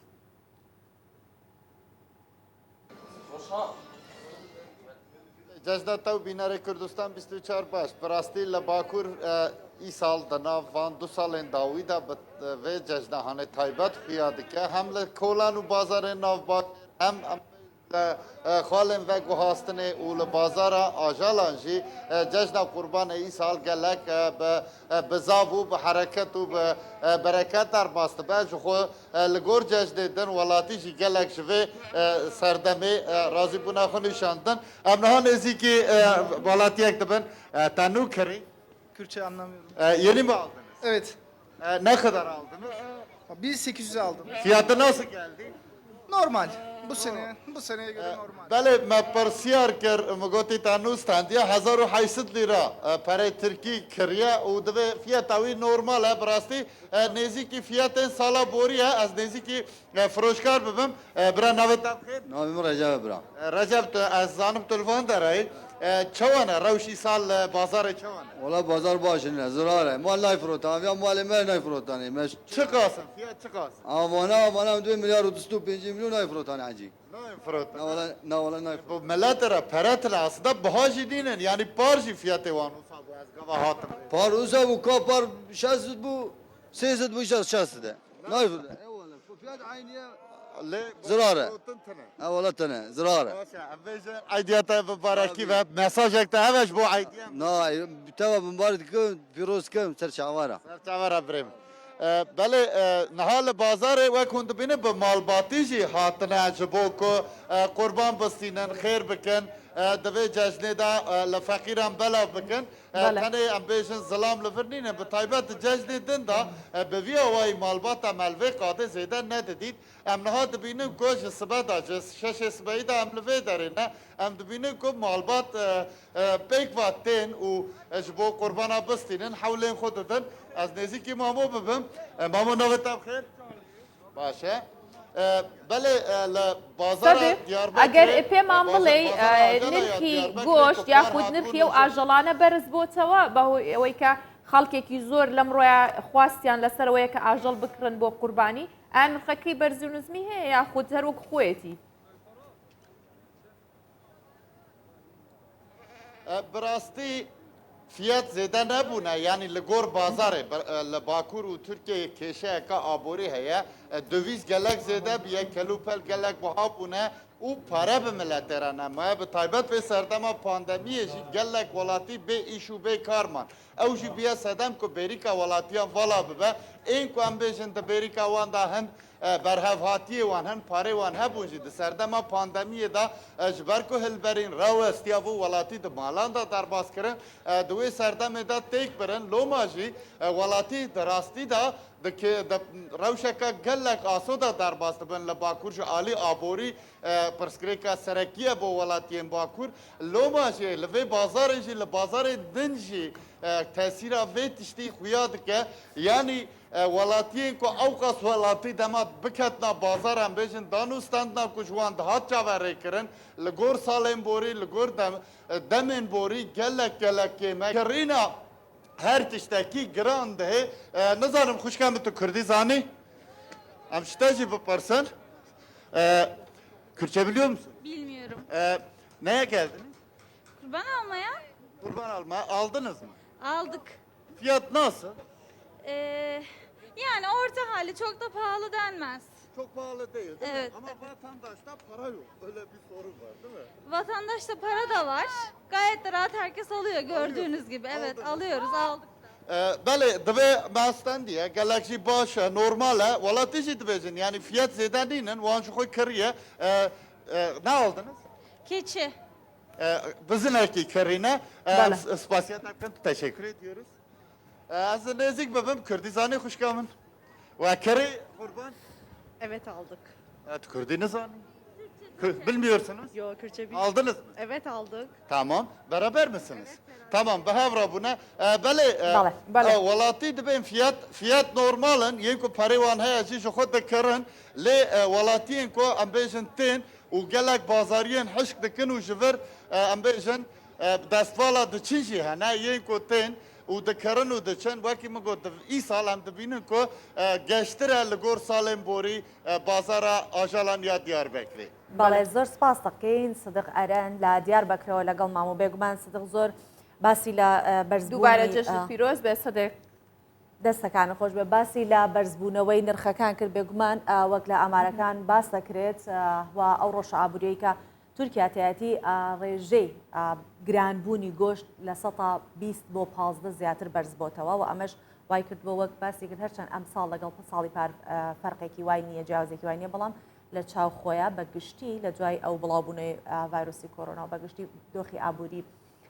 تورکیا ڕێژەی گۆشت فرۆشتنی گۆشت یاخود پارەی یاخود ئەو بڕە لە 120 بۆ 15 زیادی کردووە میش زۆر سۆڤان قەت قوربانی و کردووە ئەگەر خوا قبوڵی کات کردومان قبولکە یاخود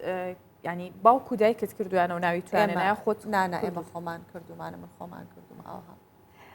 باجارێ باکووری کوردستان بەجێ نێڵین کە بەهۆی جژنەوە هەندێک جارە بێتە هەلێکی باش بۆ خۆستنەوەی چەند چالاکیە کە لەو ڕۆژانەدا ئەنجام بدرێت وەک چۆن گەشتیاران و ئارزومەندانی بەلەماوانی و سەوڵ لێدان ڕۆژانی پشووی جژنی قوربانیان کردووەتە دەرفەتێک بۆ کوتم بۆەوەی کە کاتەکانیان لە ناو کەش و هەوایەکی فێنێک و لە دوور لە جەنجاڵی شار و گەرما و ئەو یاخود بڵێن ئەو جەنجاڵی و قەرەباڵغی شار دوور بکەونەوە و کاتەکانیان لەوێ بەستەرەبەن بۆەوەی کە بەشداری پێشبڕکەی سەوڵ لێدان و بەلەماوانی بکەن لە قەزای جومایر کە لە پارێزگای دۆستجەیە لە 16 کیلۆمەتر بە سەوڵ لێدان بەلەم یاخود بەلەم ئەهاوژن لێخڕن و ئەیبەن کە قۆناغی یەکەم 100 کەس بەشداری کردووە و پێشبینیژەکرێت 10,000 کەس لە ڕۆژانی جژنی قوربان سەردانی دۆستجە بکەن و پێشبڕکەی سەوڵ لێدان بکەن حەزەکەن لەو پێشبڕکەیەدا بەشدار بن دەرفەتێکی باشە با بەیەکەوە بیبینین. ئارەزومەندان و گەشتیارانی زۆرنەی شارەکانی تورکیا لە پشووی ڕۆژانی جەژنی قوربان بۆ دوورکەوتنەوە لە گەرمە و قەرەباڵغەکانی ناوشارەکان بەشداری پێشبڕکەی سەوڵ لێدان لە پارێزگای دۆستجە دەکەن بۆەوەی کاتێکی خۆش بەسەر ببن. بەشداربوانی پێشبڕکەکە لە زۆرنەی شارەکانەوە سەردانی ئەو ناوچەیان کردووە و بۆ چەند کاتژمێرێک لەو کەشوهەوایەدا دەمێننەوە. Evet şu anda beklentilerimizin çok سەرڕای جەنجاڵی هاتوچە و قەرەباڵغی ڕێگاکان بەڵام ژمارەیەکی زۆر لە ئارەزومەندانی پێشبڕچەی سەوڵ لێدان سەردانی ئەم ناوچەیە دەکەن. خۆناغی یەکەمی پێشبڕچێکە بە بەشداری 100 کەس دەستی پێکردووە تا کۆتایی ڕۆژانی جەژنی قوربان بەردەوام دەبێت.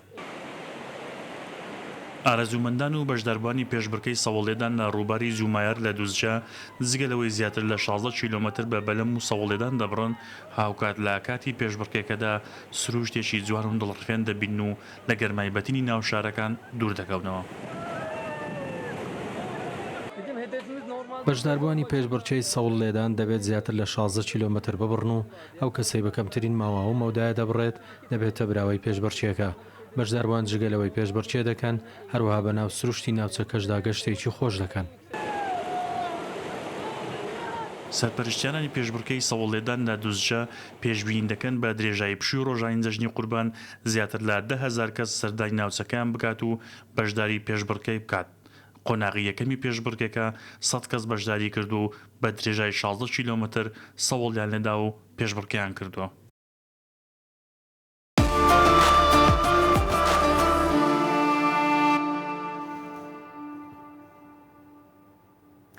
بەڵێ خۆتان بپارێزن هەم با جژنەکەمان جوان بێت هەم با جژنەکەمان خۆش بێت و جژنێک بێت کە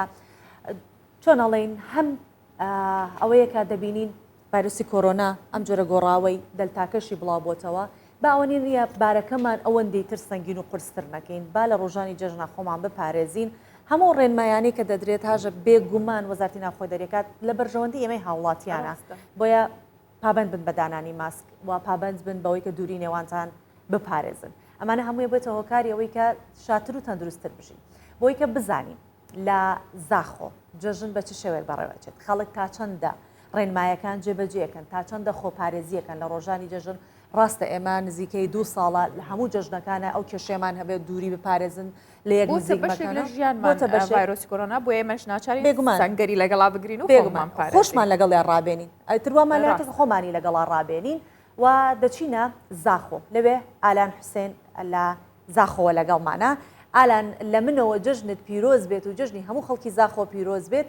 و هیوادارم کە ڕۆژێکی پڕ لە خۆشی و شادیت لەگەڵ ئێمە دەست پێ کردبێت و ئەوەش زانیاری بە چۆن ئەو زانیاریانە کە پێویستە لە زاخۆ پێمانی بگەینیت ئەوە ئێمە لەگەڵ توین جژنت پیرۆز بێ ئالان پێمان بڵێ ئێستا لەکوێی وەکو سۆڤانی ژووتی تەواوی زانیاریەکانمان پێ بە سوان هاجا سپیدا باش بی جشنواجی پیروز بیدن از ابریکا میوان باجر زاخومه ابریکا از گل زاخو یا جشن درباز بکم و بزانم که چوا الوی باجری جشن درباز بیدن سپیدا از مزگفت بوم رو مالا نویجا جشن مکر کو یعنی وکو برین ها بحثل رنماین تندرستی کرد تا راده که باشه خلق خود پارێزیتن و هەردسان کو ئەڤریکا گوتار خوین و پێشنەوێژن مزگەفتانجی سەروەیەکی بوون کو ئێدی خەڵکێک باشتر خوب پارێزن ینی گوتارخینیشی جەختل هەندێتکەن ئێدی ڕێکێن پەیوەندیە هەنە بۆ جەژن پیرۆزکردن ئیلا بچنە دەفێ کودو و بچنە سەرۆستۆیەتی کودو ینی بلا لێک دیر بینابن ئەسنکە سەرتراشخانەکێمە دیارە شویدی وەرەک و جەژن بژین بەر جەژنێ گەنجل vêret ئامادەنە بۆ یەکێ خوب سەروبەرکەن پرچت خو کۆ چه ستایل و چه ئەودی بن خو حاضرکەن بۆ جەژنێ ئەس بچمە دەفێکش سەرتراشە جەژنەتە پیرۆز بیتن ئەم بزانین کاریوە چاڕێ چەند دەمژمێرەتت کاری بە وی سەرچاوە گەرە بخێر لە دەستپێکی جەژنا هەمیا پیرۆز بێت جەژنا ملەتێک کورد پیرۆز بێت جەژنا پێشمەرگای پیرۆز بێت ئەمە وەکو سەرتراش ئەم ڕۆژێت عادیدا ئەم 12 ساعتا هەتا 10 ساعتا شوورتکن بەلێ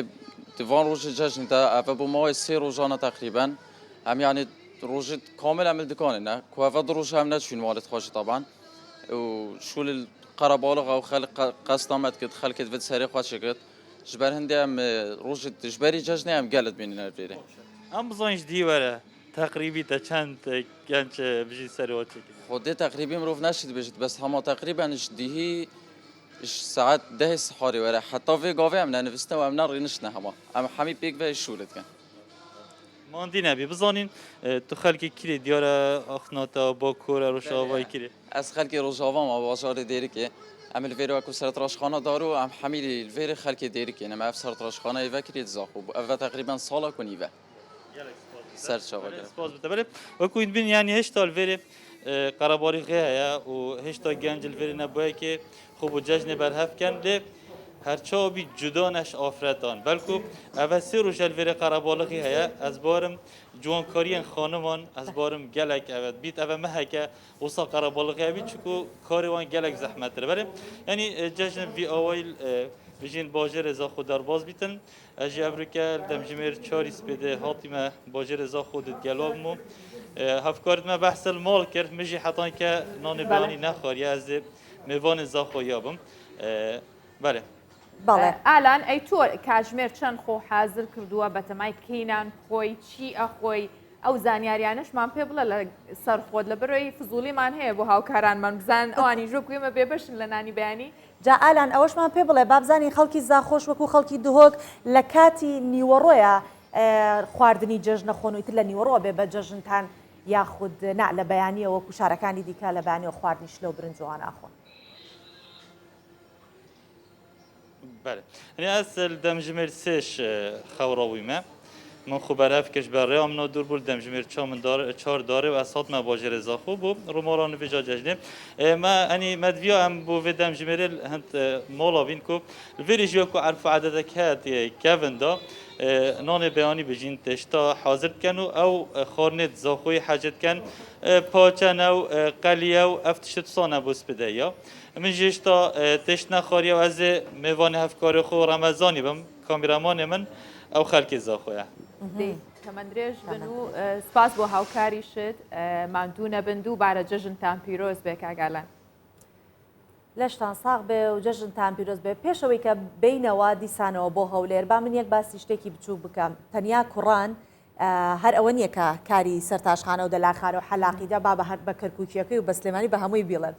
ئەوە ئەنجام بدەن سیارە شۆردنیش لە لای ئەوان شۆردنی سیارە شتێکی زۆر گرنگە هاژە ئیتر ئەگەر سیارەکەیان پاک دوو ڕۆژش پێش ئەوە شۆرد بێتیان هەر ئەبێ بۆ شەوی جەژن بچن سیارە بژۆن ئازەگەر چەندێکیش قەرەباڵغ بێت ئەوە سیارەکان هەژیان کوڕەکان جارێ ئەوە 2 بە 1 لە ئێمە لە پێشەوە سۆڤان لەوەیە من خۆمی تێ ناکەم لە بەرەوەی یەکێکە لە هیوایەتەکانم سیارەشن و پاکردنەوەی سیارە جا بۆ جەژنیش زۆر بۆ هەموو کاتێ هەر پاک بێ باشترە باش ئێستا دیسانەوە چینەوە لای هاوکارمان هۆشمەند سادق کە ئەم جارە لە شوێنێکی دیکەیە لە هەولێر کە خوانی جەژن بۆ با ساڵاچوان ئامادە کراوە هۆشمەنیش چۆتە خانەی بە ساڵاچوان تا بزانین ئەوان چۆن جەژن بەڕێەکەن هۆشمەند لە ناوخانەی بە ساڵاچوان ڕێوڕسمی جەژن چۆنە و چیشیان بۆ ئامادەکردون وەکو خوان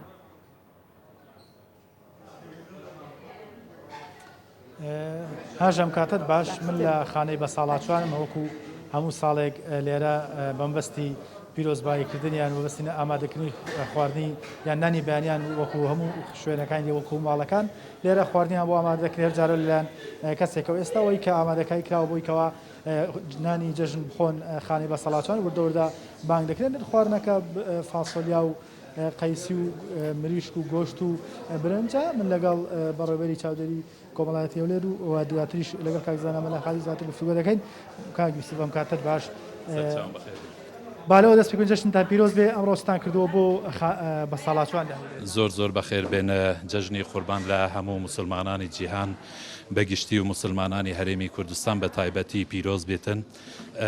زۆر پێ خۆشحاڵین کە ئەمڕۆ لێرەین لە ماڵی بە ساڵاچوان لەگەل بە ساڵاچوان وەک کەس و کاری خۆمان جەژنە پیرۆزە دەکەین وەک نەریتێکی ساڵانە هیوادارین ئەم جەژنە جەژنی خێر و خۆشی بیت جەژنی نەمانی نەهامەتی و نەخۆشیەکان بیت جەژنی ئاسایی بوونەوەی ژیان بێتن و هەر بەناوی بەڕێوەبەرایەتی گشتیشمان بە خێراتنی گەرمی بەڕێز کاکزانا مەلاخالی دەکەین کە ئەمڕۆ لەگەڵ ئێمەیە دیارە ئەوەی کە جێگای دڵخۆشی ئێمەیە توانیمانە لەگەل ئەوەی کە بارودۆخی دارایی گونجاو نەبووە لەگەل ئەوەی کە بارودۆخی تەندروستی گونجاو نەبووە بەڵام توانیمانە شتێکی وا بکەین کە ئەمڕۆکە لەگەل بە ساڵاچوان بە تەندروستیەکی باش جەژنە پیرۆزە بکەین. مەلای کاکزانا مەلاخالی کە لێرە ئەویش وەک سەرۆک فراکسیۆنی پارتی و کاکزانا جەژنتان پیرۆز بێ ئەگەر پێم بڵێ ئەمڕۆ ئێوە لێرە بۆچی هاتونە لێرەوە زیاتر بەناوی خۆی گەورە میهرەبان سەرەتا جەژن لە تەواوی مسلمانانی جیهان و کوردستان بە تایبەتی پیرۆز بێت و ئەمڕۆکە وەک نەریتێکی ساڵانە بەداخەوە ئێمە لە دوو جەژنی ڕابردوودا نەمانتوانین لەبەر بارودۆخی کۆڕۆنا و زۆربوونی ڕێژەی توشبووان لە خزمەتی ئەم بە ساڵات ئازیزانەدا بین و ساڵانی تر لە ڕابردوودا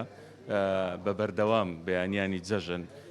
لەگەڵ خانەی بە ساڵاتچوانی هەولێر و خانەی بە سەرپەرشتاندا بووین بۆ ئەوەی جەژنانە لەگەڵ ئەوان بکەین. ئەمڕۆ کەش جێی تەقدیرە بۆ بەڕێزان لە بەڕێوەبەری گشتی کار و گەشە پێدانی کۆمەڵایەتی و بەڕێوەبەری خانەی بە ساڵاتچوانی هەولێر و سەرجەم ستافەکە کە لێرە جەژنانە بە ڕێکوپێکی بەڕێ دەکرێتن و بە ساڵاتچوان دەبێتە مایەی دڵخۆشییان و ئەمڕۆ کە ژێمە لە خزمەتیاندا بووین بۆ ئەوەی لە دەستپێکدا جەژن لەگەڵ ئەم ئازیزانە پیرۆز بکەین اینجا لەگەڵ خەڵکی دیکە و لەگەڵ تەواوی هاوڵاتیانی کوردستان. زۆر سپاس بۆ تۆ. بەڵێ هاژە منە گەڕێمەوە لای ئێوە ئەوە ئەمە ڕاستنی جەژنە پیرۆزە بوو لە خانەی بە ساڵاتچوانی هەولێر کە 63 بە ساڵاتچوو لێرە هەن. زۆر سپاس هۆشمان بە هیوای جەژنێکی خۆش و تەندروستێکی باشیش بۆ هەموو ئەو کەسانە کە ئەوانیش هیچ فەرقیان نیە لەگەڵ داپیرە و باپیرەی ئێمە چونکە ئەوانیش داپیرە و باپیرەی ئێمەن و بێ ئەوە نین یاخود بێ نازنین کە هەمیشە لانی پەیوەندیدار بەسەری کردوونەتەوە ئێمەش لەم ڕۆژایە لە بیریان ناکەین. بەڵێ هەر لە هەولێر ئەمێنینەوە جام جارەیان هێرۆمان لەگەڵە هێرۆ مەولودی لە هەولێر لە پایتەختەوە لەگەڵمانە دیارە هێرۆ بە بابەتێکی دیکە لەگەڵمانە و با من ئەوە بڵێم کە ئەم شەو تا درەنگانی من ئاگادار بووم کە هێرۆ نەنووست بوو بەیانیش لەگەڵ ئێمە زۆر زوو سعات 4 بەیانی لێرە بوو جا بابزانم هێرۆ فریا کەوتووە نانی بەیانی خواردووە هەرچەند باوەڕش ناکەم بە یەکەوە بووین تا چەند برسیشی بوو شتێک نەبوو بیخۆین بەس پسکیتی دەستکە و پسکیتەکەشی نەخوارد مەعیدەی زۆر ناسکە هێرۆ بابزانم هێرۆ چییە کات لەکوێی هەولێر لەگەڵمانەیە و جەژنی شێ پیرۆز بێت هێرۆگیان هەمیشە لە جەژن و خۆشیابیت هێرۆ جەژنە پیرۆز بێ بیرمان نەبوو بەیانی کە زواتین جەژنە پیرۆزێکی گەرم لێکەینەوە لێرەوەیکەین. باشە سڵاوتان لە بێت جەژنی ئێوەش پیرۆز کچەکان بێگومان با پێچان بڵم بەر لە هەموو شتێجگای من لێ ئێوە خۆشترە نانم نەخوارەوە بەڵام بێگومان نانیش دەخۆم زۆریشم برسێ و نەشخەوتم ڕاست دەکەن بەرحاڵ جەژنە و ئیتر ئەبێ هەموو سەرقاڵ بین بە تایبەتی تیمەکانی ڕاگەاندنی ڕاگەاندکارانیش لە هەوڵ ئێوەدان کە جوانترین بابەتەکانی ناوشار و جەژن بگوازنەوە بۆ ئێوە ئێمە ئەمڕۆ هاتوونێت سەردانی بنەماڵەی هونەرمەندی حەیرانبێژ کاکێم سارمەمیمان کردووە کا لەگە بنەماڵەکەی بنەماڵەکی خونچلانە و جوانی هەیە بێگومان لێرە دانیشتوان شێشتا جەژنیان نەکرێتەوە بزانام چاوەڕێی ئێمەش نەگەرێت پێکۆ جەژن بکەین بێگومان کەمێکی دیکەوان جەژنی خۆیان دەکەنەوە بەڵامەکو باسییان کرد و ئاماژیان بەوە کرد ئەوان ئەم ساڵ لە چاو ساڵی چەند ساڵی ڕابردوو سەردانیان نەکرۆ نەچونێتەوە ماڵی بابووان چونکە بە هۆی سیستمی خۆپارێزیەوە بەڵام قسان با من زیاتر لە کاکەمە خۆی پرسم کاکێ من سڵاو لێ بێ جەژنت پیرۆز بێت. سڵاو لە ئێوە سەرەتا ئەم جەژنە پیرۆزی خۆم ئاراستی هەموو گەلی کوردستان دەکەم هەر چوار پارچەی کوردستان هیوادارم هەموو ساڵێکیان جەژن و خۆشی بە ئیشاڵە لە ئێوە و لە بینەرانی خۆشەویست پیرۆز بێت. زۆر سپاسەکەم باسیەوەم کرد پێشتیش کەمە بێت لەوەی کە پەیوەندەکە وەرگیرێ لەگەڵ ستۆدیۆ باسیەوەمان کرد کە ئێستا کەمە پەیوەندەکان کەمتر بووەتەوە خۆمان دەپارێزین و ئێوە خۆتان دەپارێزن و بارودۆخی هونەری چۆن بوو لەو ماوەدا. وەڵاهی لەو ماوەی برین بە هۆی ئەو نەخۆشی کۆڕۆنا بەڕاستی تەسیری لە کاری هونەریش کردیە بەڕاستیان ئەمە کاری هونەریەکانیش بەڕاستی سست و لاواز بۆکو جاران نییە پێشتر ئەمە هەموو ساڵان فیستیڤال و ئاهەنگ و خۆشیمان هەبوو بەڵام بەڕاستیەوە 2 ساڵەمە هەموو چالاکێک ڕاگیرایەوە وەزارەتی ڕۆشنبیری و هەروەها دەتوان بڵێم وەکو ئاهەنگە تایبەتەکانیش بەڕاستی زۆر کەم بوویتەوە لەبەر ئەو نەخۆشیە. دەزانم کە ئێستا بەیانیش زوو و کاتی حەیرانیش نییە ناڵێ حەیران بڵێ و دەزانم ڕەنگە نانیشن نەخوار بە جۆری پێست ڕەنگە ئێستا کاتی گۆرانێ بەڵام بینەران کە باسی هونەرمەند دەکەین چاوەڕێەوە دەکەن کە جەژنانێکیان پێشکەش جا تۆ چی پێشکەشی بینەرانی کوردستان بیسوار دەکەن بەسەر چاو لە خزمەتم گۆرانێکتان پێشکەش دەکەم. ئارێ یار دەی یارە منت کۆش چاو بە خومارە ئارێ یار دەی یارە منت کۆش چاو بە خومارە لە بۆیە خۆشم داوێ شلومێل و مازادارە لە بۆیە خۆشم داوێ شلومێل و مازادارە خۆشەویستێ بەدڵی خۆم شەکرا لە سەر زمانم ئەگەر یارە ئەمر بکە و شۆلەکنی میوانم یاخۆ میێوان بەخێر بێ لە سار هەردوو چاوانم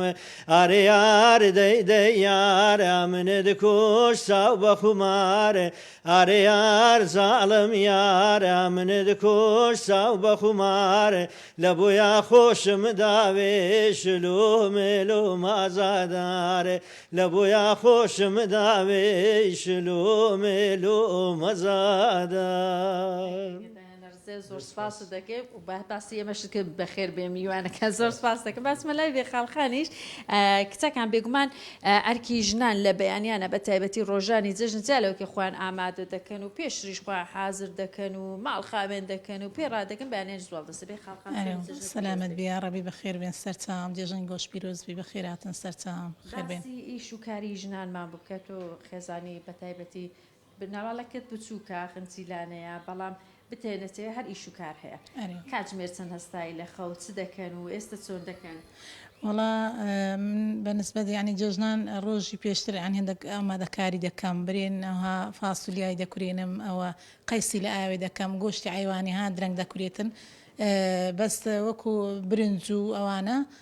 بەیانەکەی کشمش و باوی و ئەوانە سۆر دەکەمەوە بەس دوو هەردەستم ینی نوێژی بەیانی دەکەم و نانومەوە هەر ینی سفرە شتی ئازر دەکەم باشە ژنان ڕاهاتون کە لە جەژنا زۆر سەردانی یەکتریکەن بەڵام ئێستا بەهۆی کۆڕۆناوە داواشکراوە کە کەمتر خۆیان لە قەرە یەکتر بنە هەوڵ لە ڕێگای تەلەفۆنەوە زیاتر پیرۆز بە تۆ سیار پێ دەڵێ وەڵا شتەچی باشە لەبەرەوەی ئێستا و نەخۆشیە کە سەری هەردایتەوە ینی دەرێن مەترسیداریشە ینی دەبی خۆت بپارێزی شتێکی باش بۆ تۆ بنەماڵەکەش هیوادارین جژنێکی خۆش بەڕێ بکەن سۆڤان و هاژام من دەگەڕێمەوە وڵاتان ئەوە جەژنانەی بنەماڵەی هونەرمەندی دەنگخۆش کاکێ مسارمەمی بوو کە پێشکەشی کردن هەروکو وتم حەیران بێژە بەڵام کات حەیرانە بەڵام گۆرانی خۆشی پێشکەشکردن و بێگومان ئەرکی ژنانیش کە باسمام کرد و من دەگەڕێمەوە لایەوە هیوادارم کاتی خۆش بەسەر سپاس هێرۆ سپاس بۆ و میوانانەش هەم میوانی ئێمە بوون و هەم ئێمەش میوانیان بووین دەستەکان خۆش بێت هێرۆ بەم بابەتە جوانە کە بۆ ئەم ڕووماڵە لە ناو جەژنا لەگەڵمان بووی لەگەڵەوە هونەرمەندە خۆشەویستە زۆر سپاس دەکەیت جا ئەمڕۆ وەکوتمان چونکە ڕووماڵی تایبەتمان هەیە بێگومان بابەتەکەشمان دەبێ پەیوەندی هەبێت بەمڕۆوە کاتەکەشمان زۆرترە سۆڤان ئەمڕۆ جیا لە ڕۆژانی دیکە کە کاتژمێرە بۆ ئەمڕۆ زیاتر لەگەڵ بینەرەکانمانە بین کە ماوەی دوو کاتژمێرەمانوێ ئەو بابەتە چڕ و پڕانەیان لەگەڵا شێرکەین یاخود باسکەین جا ئێمەی کورد بەگشتی تاکێکی کۆمەڵایەتی ینی هەر تاکێک لە ئێمە زۆر پەیوەندی کۆمەڵاتیەکانمان بەهێزە لە کوردەواری خۆمانەڵی شای و شیوەنمان بەیەکەوەیە و لەو نەتەوانین کە بەیەکەوە گرێدراوین پەیوەندی کۆمەڵایەتەکانیش بە تایبەتی لە جەژنا کاریگەریکی زۆر باشی لەسەر دەروون نابێت بۆ ئێمانوێت ئەمڕۆ زیاتر باس لە بابەتەکەین هەرچەند بەهۆی ڤایرۆسی کۆرۆنا و ڕێکارەکانەوە هەندێک خۆپارێزی هەیە و هەندێکیش ئەبێ ڕەچای ئەو بابەتە بکەین کە زۆر لە یەک نزیک نەکەینەوە بەڵام بۆ ئەوەی کە ئارامی بەدڵی خۆمان بەخشین کە بزانین ئەم پەیوەندی کۆمەڵاتی گرنگە لە جەژنا کە هەمان بێت جژنی لێبوردەییە ئەوە دکتۆر بەختیار تاڵەبانی مامۆستای زانکۆ و شارەزا لە گەشەپێدانی مرۆیی ئەم بەیانیە لە ستۆدیۆمان لە سلێمانیەوە لەگەڵمانە جەژنت پیرۆز بێت دکتۆر بەختیار هیوادارم کە هەمیشە لە جەژن و خۆشی و شادیابیت دکتۆر بەیانیت باش و جژنت پیرۆز بێ تۆ بۆ پێی کە زۆر وابەستەی بە پەیوەندی کۆمەڵایەتیەکان و جژنیش بە تایبەت پێمان بڵێ ئەم بەیانی جژن چۆن بوو لای تۆ جژن لە ئێوەی پیرۆز بێت لە هەموو ئازیزانم لە هەموو بینەر و بیسەرەکانم ئومێ دەکەم هەمیشە لە جژن و خۆشییا بن وڵاهی تەبەن بە حکمیەوەی کە خۆتان ئەزانن بە بارودۆخێکی تا ڕادەیەک لە بوارە تەندروستیەکە زۆر ناستیقرار و کەم تا زۆر بێتاقەتی و ناڕەحەتێک هێشتا کە هەر لایزان ماوە بەڵام خۆشببختین ئەلحەمدولیلا بۆنە ئاینەکان تا ڕادەیەکی زۆر هۆکارێکی زۆر گرنگە بۆ کۆکردنەوەی خێزانەکان خانەوادەکان من هەمیشە وتومە مرۆڤ لە دوو بەش پێک هاتووە ڕەنگە بینەری ئەزیزیش ئەوە چاک بزانێ بەشێکی بریتە لە جەستە بەشێکی بریتە لە بوارە ڕۆحەکەی جەستە ئەوە خواردن و ئاو و زۆر شتی ئەدەینێ و خۆت بۆ خۆت ئەتوانی مشوری بخۆی بەڵام بەشێکی تری هەیە بریتە لە ڕۆحە من وەکو دکتۆرێک ئەوەندەی کە بە تەجروبەی ژیان بۆمان دەرکەوتووە ئەم بەشە ڕۆحەی زۆر جا تەنها تۆ خۆت ناتوانانی خواردنی بدەیتێ پێویستت بە خەڵکە پێویستت بە چواردەورە پێویستت بە خێزانە پێویستت بە خانەوادەیە پێویستت بە چواردەور و کۆمەلگایە لەبەرەوە خۆشببختانە چەندین ساڵە وەکو بۆنەیەکی ئاینی لە کوردستانی خۆمانە بەشە ڕوحەکەی تا ڕادێک توانراوە لە ڕێ ئەو بۆنە ئاینیانەیان بۆرە کللتوریەکانیان هەندێک جار بۆنە کۆمەڵایەتەکانیش هۆکارێکی زۆر گرنگە بۆی کە خێزان و خانوادەکان خۆشببخت و ئاسوودە منیش وەکو هەموو تاگەکانی ئەم کۆمەلگایە عادەتەن من ڕیزبەندیەکەم داناوە بۆ لە بینی ماڵی باوکم و لە بینی ماڵی غەزوورمە کەمتر تا ئێستاکێ ڕاستی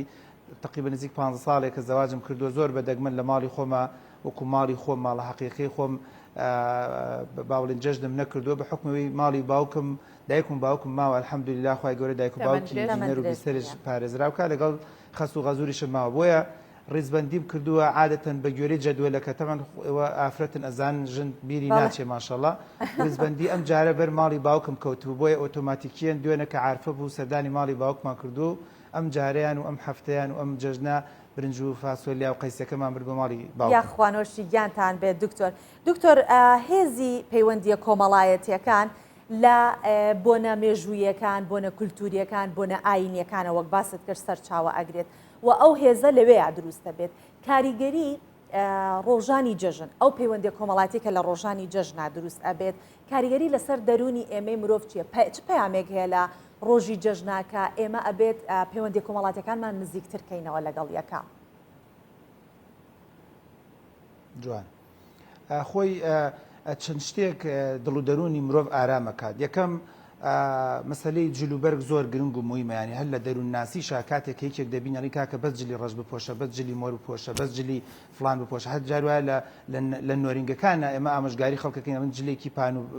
فراوان جلێکی ئاڵ و باڵ و جلێکی تەرتیبات و مەزبوط و جوانکاری و تەرتیبات کاتەمە یەکەم خاڵ لە جلوبەرگەکەی دەوری بینێ کە لە جەژن ئەمە هەیە دووەم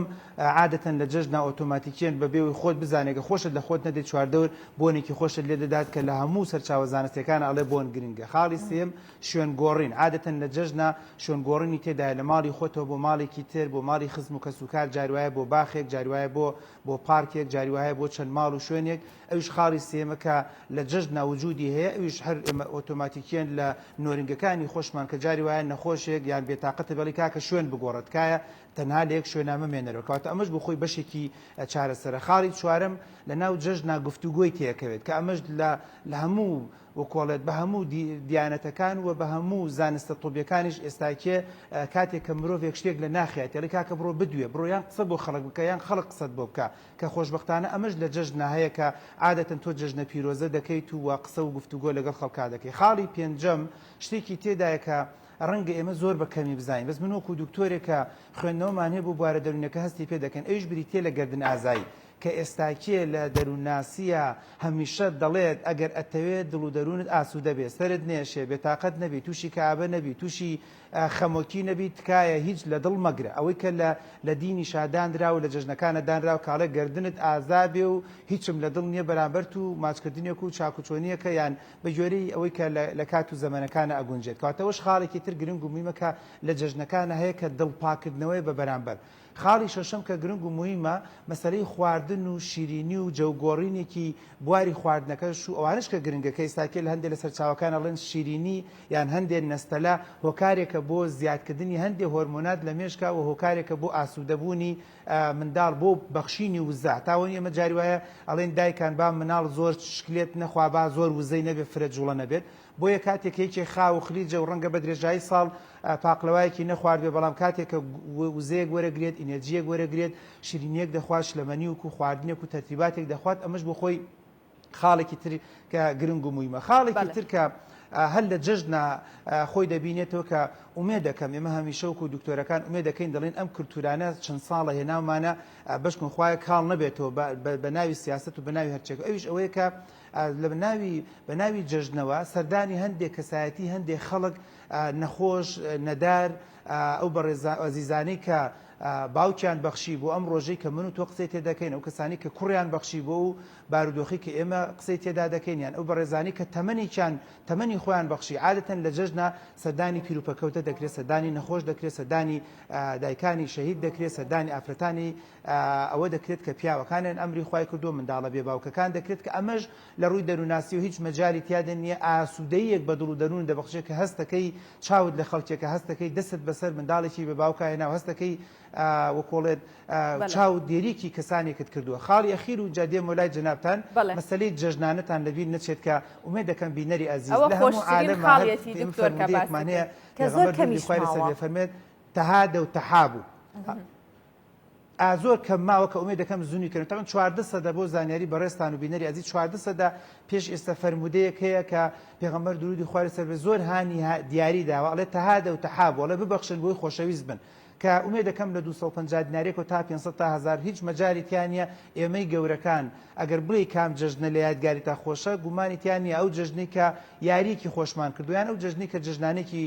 چاک و وەکۆڵە چەورمان کۆ کردوێتەوە کە ئەوەش بۆ خۆی شتێکی گرنگ و موهیمە کە ئولفەت دروستکردنێکە لە بینی گەورە و بچووکەکان داپیرێک و باپیرە بتێ و نەتێدا نەنیشێ لەگەڵ مناڵە چەلەحانێ و قسە بک و حکایەت کا و یاریکە بەڵام ئەوە نوقڵەکەیە چکلێتەکەیە هەندێک جار قسەی خۆشە یان نوکتەیەکە ئەو پەیوەندی لە بینی گەورەکان و لە بینی مناڵەکانی هێشتوێتەوە کە ئومێد دەکەم شاڵە ئەم کولتورانە هەمیشە زوندوو ڕایگرین و ئیشی لەسەر بکەین بۆی نەفەوتێ ڕاستە دکتۆر هەرچەندە لای هەندێک کەس وە جیلی تازە تا ڕادێک کاڵبوونەوە هەیە بە دابوو نەریتەکانی جژن بە پیرۆزکردنی جژن جا ئەگەر جژنە ئاینیەکە بە یاخود جژنە نەتەوەیەکان بێ بەڵام شتێکی دیکە هەیە کە لە بیرمان نەچێ ساڵان زۆر زیاتر بوو ئێستش هەیە بە تایبەت ژنان زۆر حەز بەواکەن بۆ ڕۆژی جژن جوانترین شێوازی ماڵەکەیان نیشانی میوانەکان و ئەندامانی خێزانەکەش بن هەم ئەگەر بەگۆڕینی قەنەفەی ماڵەکە بێ پەردەکان بێ ئەمە ئایا گرنگە بکرێت یاخود نا زۆر جارباسەکەن بۆ بێ بەس لە ڕۆژی جژنا بیریان بکەوێتەوە بەڵام کە ئێستا نەماوە ئەنجازانین کە چەند ناخۆشە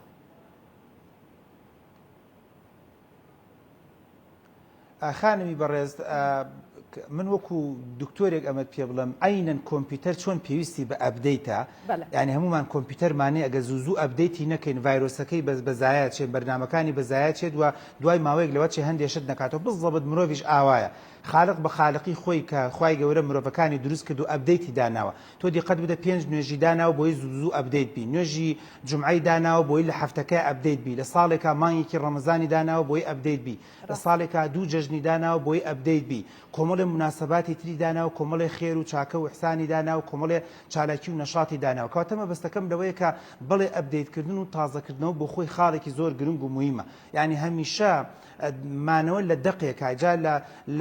لە جلوبەرگێکە لە خانوویەکە لە ژوورێکە هۆکارێکە بۆ کە ئابا هۆکارێکە بۆ بێتاقەت بوون هۆکارێکە بۆ ناڕەحەت بوون من دکتۆری دەرونی برادرم هەیە ئەڵێ ماڵی وایە لەم شارستێمانە 20 ساڵە لە خانوویەکان ئەڵێ یەکی لە شتەکان پێم وتۆ لە کابرا عجیبیدا دکتۆر جا خانوو چی ڕەبتێ بە وتمە کاکە چۆن چی ڕەبتی نییە تۆ 20 ساڵە ئەم دیوارە بینی 20 ساڵە ئەم پەنجەرەیە بینی 20 ساڵە ئەم پەردەیە بینی بیگۆڕە کاکە بڕۆ ماوەی لە شوقەیەکا بژی ماوەیەک لە خانوویەکە بە گوێری توانە و بە گوێری گیرفانی خۆت بۆیە بەڕاستی باشترین کولتور بوو من لە بیرمە زمانی زۆر دەوڵەمەنیش نەبووین بەڵام دایکم 3-4 پەردەی هەبوو ئەم جەژنە پەردەیەکیانی دارێک گرت و تویە کردو کردە ناو کانتۆرەکەەوە پەردەیەکی تری کۆنی هێنا بەڵام بەمانای کەلیمە ئێمە هەستمانەکە تازەمان و دای پەردەت کڕۆی تۆقتان چییە ئاگۆڕیمە پەردەکانی گۆڕی دایکم لە بیرمە شوێنی قەنەفەکانی گۆڕی شوێنی مێزەکانی گۆڕی جارانی تەنها فەرش و دۆشک بوو شوێنەکانی دەگۆڕی بڵێ ئەو تازەکردنەوەی کە تازەکردنەوەی ماڵەکە ئەگەر بۆیاغکردنێکە تازەکردنەوەی دیزاین و تەرتیباتێکە بۆ خۆی گرنگە تازەکردنەوەی خۆتە جلوبەرگەکە هیچ مەجاریتیانی ڕاستە لەو چە فکرێکی تیجاری لە پشتەوە بێ خەڵکێکەڵێ بە زۆرترین مەسن قماش و جلوبەرگ سەر بێ بەڵام لە لایەکی تریشەوە ئاسوودەیەک بە دڵ و دەروونە بەخشیانی لە چۆ پیاوێک 20 ساڵ 30 ساڵە ژنەکەی بە یەک نەوع بینێت بە تابەتی ژنی وایە زۆر تااقەتی جلگۆڕینیە لە چۆ جلێکی ئاڵوباڵ و جوان و تەرتیبات و ڕازاوە و لەو سنوورەی کە ئیتر شەرع دینە کۆمەڵایەتیە چۆنە بۆی دیاری کردووە لە بەری بکات دەبەرەوە بۆ خۆی خاڵێکی زۆر گرنگ و موهیمە هەتۆ لە شاشەکەی خۆتان و سیر بکە ماوەیەک مەسەن ئەو بەڕێزانی کە وەکو جەنابتان پێشکەشکارن کاتێک جلوبەرگەکە ئەگۆڕی سەرەکەی شاشەکە ئەگۆڕێت دەموچاوەکان ئەگۆڕێت دیزاینەکە ئەگۆڕێت باگراوندەکە ئەگۆڕێت کەواتە بۆ خۆی ئەم ئەبدەیت و تازەکردنەوەی خاڵێکی زۆر گرنگ و موهیمە ئومێد دەکەین کە ئەم ئەرکە گەورەیە بە تایبەتی دایکەکان هەڵەکێش وەکۆڵێت ئەچنە ژێربارەوە ڕەنگە زۆر جار ئەوان ڕۆڵی تا دەبینن ئومێد دەکەم کاربوونەوەی تیا ڕوو نەدات هەمیشە ئەو تازەگەریە و زۆر گرنگ و موهیمە کە تازەکردنەوەی ژووری مناڵەکان تازەکردنەوەی جلوبەرگەکان و شێوازەکان و ستایلەکان تەنانەت من تەسەورەکەم مەسەلەی خواردن و شێوازەکەش بۆ خۆی خاڵێکی گرنگ و موهیمە ئێمە لە دەروونناسیاڵە جارجار هەندێک شت بۆ کۆڵێت بیگۆڕە بۆی لەو سنوورەی پێشوو دەرچێت باشە دکتۆر ئێمە چونکە بابەتەکەمان هەر لەسەر پەیوەندی کۆمەڵاتەکان و بە تایبەتی جژنیش ئەم گۆڕانکاریانە کە لە جەژن نەکرێت بێگومان هەست بەوەکەین کە لەگەڵ ڕۆژانی دیکە فەرقەکات و جیاوازی هەیە. جا بەوەی کە جەختکەینەوە سەر پەیوەندیە کۆمەڵایەتیەکان من لە یەکێک لە پسپۆرە دەرونیەکان ئەم بیست باسیە کرد کە لە وڵاتانی دەرەوە بە تایبەتی لە بەریتانیا وەزیرێکیان هەیە بە ناوی وەزیری تەنیایی. پێت وایە کە پەیوەندیە کۆمەڵایەتیەکانی ئێمەی کوردەواری خەریکە بە شێوەیەکی لێدێت کە ئێمەش پێویستمان بەوە بێت سبەی دوو سبەی پەرپرسێکمان هەبێت بەرپرسیارەتی تەنیایی ئێمە چارەسەر بکات کێشەکانمان چارزەیانی ئەبینی کۆمەڵگەی کوردەواری هەر لە جەژنەکانەوە با بڵێن بەرەو تەنیایی ئەڕوات یاخود نا تاکی کوردی هەر هێزێکی تەواوەتی هەیە وەک لە دێر زمانەوە هاتووە حەزی بە پەیوەندیە کۆمەڵایەتیەکانە چۆن ئەیبینیت ئەم پەیوەندیە کۆمەڵاتیان ڕۆژ بە ڕۆژ بەرەو کۆ دەچێت؟ وەکو بوارە زانستیەکەی پێت بڵم لایەزال سەبەبی ڕئیسی هۆکاری سەرەکی بۆ خەمۆکی بۆ نمونە مەسەن هەندێک لە نەخۆشیە دەرونیەکان بریتێ لەو جۆرە کەسانەی کە تێکەڵاوی خەڵک نابن و بۆ خۆیان دەژین و کوردەواری ڕەجی قەڵدانە تەسکن و هەمیشە خۆیان دەخۆنەوە. و بەعکسیشەوە لایەزال یەکێ لە چەکە گەورەکان کە بەدەستی ئێمەی دکتۆرەوەیە بۆ چارەسەرکردنی نەخۆشیە دەرونیەکان بۆ چارەسەرکردنی نەخۆشیە باوەکان کە لە بواری دەرونیە ڕوو ئەدات ئیجاگەر کە ئابە بێت یان بۆ نمونە شیزۆفرینیا بێت یان زۆر لە نەخۆشیەکانی تر بێت تەنانەت ئەو مناڵانی کە فرەجوڵن ئەو مناڵانی کە ئۆتیزمن ئەو مناڵانی کە بۆ نمونە مثلن تا توانای عقلیشان کەمە هیچ مەجالیتیان نییە یەکسەری دەمەکەینەوە ئێمە بە خاوەن خانوادەکان دەڵێن هەوڵ بدە بواری کۆمەڵایەتی بۆ پارێزراوکە و تێکەڵی بە خۆشبەختین تا ئێستاکێ ئەگەر تەکنەلۆژیا و ئەم سیاست و هەموو شتەکان ئیشەکەمان لێ تێک نەدا خۆشبەختانە لە دێر زمانە ئەوەندەی کە لەسەری خوێندومانەوە کورد بۆ خۆی شعبێک و یاخۆ کۆمەلگایەکی کۆمەڵایەتی بووینە لایەزال ئیسترژ ئامۆزا و پورزا و خاڵۆزا و تیتگزا و ئێمە چوار پشتمان بۆ نمونە دوورە سەرەکەیەک بە منە بینە دکتۆر ئامۆزاتم یان خۆی بە ئامۆزای منەزانێت کەمە بۆ خۆی خاڵێکی گرنگ و مویمەکە ئەو بوارە کۆمەڵایەتیە بپارێزین کۆ بوارە کۆمەڵایەتیەکان بەداخەوە لەگەڵ پێشکەوتنی ژیانە و لەگەڵ زیادبوونی مۆبایل و ئەنتەرنێتە خەریکە تۆزە کاڵە بێتەوە چکە لێرەشا بە کەوانەیەکە بە بینەری ئەزیز بە خوێنەری ئەزیز بڵین بە هیچ شێوەیەک تۆڕە کۆمەڵایەتیەکان وەکوڵێ جێگرەوەی فەیس تو فەیس و ڕوبەڕوو نین مستحیلە ڕاستە من ئەگەر دکتۆر ئەگەر بزانین ڕاستە وەکوتت هێشتا ئەو تۆڕە کۆمەڵایەتیانە جێگرەوەی ئەوە نییە بەڵام ئەتوانین بە چ شێوازێکتر سوودی لێوەربین چونکەوە تا بمانەوە نەمانوێت تازە بۆتە بەشێک لە ژیانمان و ناچاریشین لەبەر خۆپارێزی لەبەر جێبەجێکردنی ڕێنمایە تەندروستیەکان کە نزیکێک نەبینەوە باوەش پیاکردنێکی تونند و لە ئامێزگرتنێک نەبێت کە پێویستمان پێ بێ و دڵمان خۆشکە لەم کاتا پێویستمان بە تۆڕە کۆمەڵایەتیەکانە ئایا لەگەڵ ئەمایە تۆ چۆن کۆکی و چۆن پێویستەکە بەکار بهێنرێت ئێمە بە حکمەوەی کە میلەتێکین پرش و بڵاو بووینەتەوە بە هەموو جیانە هیچ مەجالیکیانێ خۆمش لەگەڵتان دایکی وایە لە شاری سلێمانی خزم و ناسیایی منە دانێکی لە سویدە دانێکی لە دانیمارکە مناڵێکی تری لە ئەمریکایە دانێکی لە تورکیا خوێنێ خۆ من ناکرێ باجیافتا و فیزەی مەگەر شنگڵی بۆ پیاکەین هەموو عالم بگەڕێ من لاریم لەوە نییە کە ئەسڵەن خۆشبەختین کە تۆڕی کۆمەڵاتیەکان پەیدا بووە بۆ دروستکردنی پەیوەندی لەگەڵ کەسە زۆ دوورەکانیشە لەگەڵ ئەو کەسانەشە کە ئێستاکێ لە ڕێی تۆڕە کۆمەڵاتیەکانەوە دەتوانانی چەند ئاراستەیەک پەیداکەی خاڵ یەکەم ئەو کەسانی کە لە دەرەوەی وڵاتن هیچ مەجالیتیانی پێویست ناکات تەلەفۆنەکە بێجارن بەس تەلەفۆن بوو ئێستا علمی تازاڵێ هەتا سەوت و سوورە بێت هەتا فەیس تو فەیس بێت کاریگەریەکەی باشتر و چاکترە بۆیە دەڵم نامەیەکی سارد و سڕی بۆ منێرە جەژنت پیرۆز بێت و لەش ساق بێ و ئەوش زانم کۆپی پەیستە یەکێکی ترە وەرت گرتووە بۆ منت نردووە نا ئەگەر کرا تەلەفۆن بۆ تەلەفۆن ئەگەر کرا بە سەوت و سوورە کە ڤایبەر و واسەپ و میسنجەر و ئێستاکی ئەوەی هەیە وە خاڵی یەکەم گرنگ و مویمە دووەم ئەگەر کرا ڕاستەوخۆ لەگەڵ هەموو کەسەکانە قسە بکرێت مثلەن پێشنیارەکەم باوکێک تەلەفۆنەکە بۆ کوڕەکەی لە دانیمارک نەڵێ ئەوە کوڕم سەلام لە ژنەکەش دەکەم هیچی پێ ناچێ بڵێ ئەڕۆ لە ژنەکەشتم بێ با چاکچوونێکی لەگەڵا بکەم چکەمە ئولفەتێ دروستەکات بەلانی کەمەوە ئەو خێزانی ئەو کوڕەتیان بۆ نمونە مێردی ئەو کچە کە لە دەروی وڵاتە هەست دەکات کە تۆ حسابێکت بۆ ئەو کردوکەواتە باشتر وایە شەخص بۆ شەخص بێ باشتر وایە سەوت و سوورە بێ باشتر وایە گروپیش بێت کە ئەوش ئوستوبێکی زۆر باشە بەڕێزێک لە شاری سلێمانی دانیشتووە لەگەڵ کۆمەڵێ هونەرمەندی کوردستان هەمووکانە جەژنە پیرۆزە دەنێرە جاران وان نەبوو تۆ دوو هونەرمەندت ئەناسی لە سلێمانی بەس ئێستا ئەتوانی پەیوەندی لەگەڵ هونەرمەندێکی تارانە لەگەڵ هەمەدانە لەگەڵ هونەرمەندێکی ئازەربایجانە لەگەڵ دیاربەکرا کامەش بۆ خۆی ئوستوبێکی زۆر باش و چاکە واتە ئەتوانی لەگەڵ هاوپیشەکانتە لەگەڵ هاوکارەکانتە لەگەڵ هاوخەباتەکانتە لەگەڵ هاوسیاسیەکانتە لەگەڵ هاوسێکۆنەکانتە لەگەڵ هاوپۆلەکانتە کامانش بخۆی خاڵێکی گرنگ و مووی میانی سە منم بەیانێشتا هیچم نەکردووە لەگەڵ ئەو دکتۆرانی کە لە خستخانە لەگەڵ ماجەژنە پیرۆزیەکم کردو لەگەڵ ئەو بەڕێزانی کە بۆ مثل لە خستەخانە یان لە زانکۆ لە پەیمانگا لەگەڵ تایکاتەمەوە ئوستوبێکی زۆر باش و چاک و مەزبوطە کە هەمیشە تۆ بە دۆستەکانت بە حبابەکانت بە تەلەبەکانت بە کەسە نزیکانی خۆت بڵێ من کەسێک نیم لە خۆم بایبم تۆم لە یادە چکە زمانی جەژنە پیرۆزە بە زمانی حاڵ بە چواردەورە دەڵێ من تۆم لە یادە بە تایبەتی ناوی بێنیت ینی من پێم خۆش ئەرێریا وەکو دکتۆرێک ئەمە بڵێم کاتێک کە ناوی شخصەکە هێنی یان ناوی شخصەکە ئەنووسیت ینی جەنابەت مەسەلەن پیرۆزبایەک ئەنێری بۆ خەسوود کاتێک دەڵێ دایجان فلان دایە پورێ مەسەلەن بۆ نونە شکریە یان پورێ فلان بە دنیایە ئەوە هەر شاگەشکە دەبێت و زۆری خۆشەوێت و لەوا چێت بە پیاوەکەشت بڵێ 6 تاکبازنی هاتوونت بۆ بکە باش ئەوە کلیلێکی چۆنەڵداها سڕی میهنەیەکە وەکو کلیلێکە بۆ هەنێشت ئەکرێ بەکاربهێنرێت ئەمە وامانەزانی بۆ هەندێکە بەس ئەم قسەی جەنابەت دواکات کە نامەیەک کورتەنامەیە بۆ کەسێنین ناوەکەی بڵێن لەوە 6 تاکبازنمان بۆ بکرێمە دڵخۆشیەکە لە 6 تاکبازنەکە قورسترێکە دکتۆر زانستە پزیشکیەکانەوەیان دەرخستووە کە پاڵپشتیە کۆمەڵایەتیەکان باری دەرونی جێگیرەکەن و کاتێکیش کە باری دەرونی جێگیر بێ بگومان لە ڕووی تەندروستیشەوە لە ڕووی جسمانیشەوە تۆ هەستەکەی بارێکی جێگیرت هەیە لە کوردەواری خۆشمانەڵێ قسەیەک بکە قەیچەکە دەمە چیت لێکەمە مەرجە ئەوەی کە ئەیلین بەڕاستی لە دڵەوە بێت بۆی کە پەیوەندیە کۆمەڵاتیەکانمان بەهێز بێت یان وەکو باست کرد ناوێکی بهێنی لە کورتەنامێگا بۆی کە کەسی بەرامبەرەکەمان خۆشحاڵکەی تا چەندە ئەمانە پێوەرن بۆ توندکردنی پەیوەندێکی کۆمەڵایەتی بەهێز خۆی مەسلەی جەژنە پیرۆزە و پەیوەندی لەگەڵ چواردەورە سێ شت دەورە بینێت یەکەم من کە پەیامنێرم دووەم جەنابەت کە بۆ نمونە پەیام وەرگری سێم شێوازی پەیامەکە کە بە ئینگلیزی پێی دەڵێن مێسەج ئەم سیانە دەورە بینێت زۆر گرنگ و مهمە یەکەم من ئەو دقیقە قسە دەکەم با فول میزاجم هەبێت و شەبەکەم فول بێت و لە ئەو پەڕی تاقە و زەیە بم ینی خێزانم لە پڕ مۆبایلەکە نەداتە دەستم بڵێ ها ئەوە لەگەڵ بۆ نمونە مەسەن هاوزاوەکە تا قسە بکەرەوە چ ئەو دقە میزاجم نەبێت لەبەرەوە باشتر وایە بە کامل قوت و تاقەی خۆم بێت لەو کاتە بێت کە خۆم حەزم لێ لەو کاتەیە بێ کە خۆم ئامادەسازیم تێدایە ئەو ختا زۆر مەزبوطە خاڵی دووەم زۆر گرنگە کەسی بەرامبەرش ئاگادار بیان بە تابەتی من لە کوردستانە جارێ لە پڕ تەلەفۆنەکەین بۆ خزمێکمان لە سوید لەوە چه سعات دووسەی شەو بێت لەوە چه هێشتا کە بۆ نمونە جەوەکە بۆ ئەو نەبێت بۆیە زۆر گرنگە حسابی کەسەکانی بەرامبەر بکەین ئایا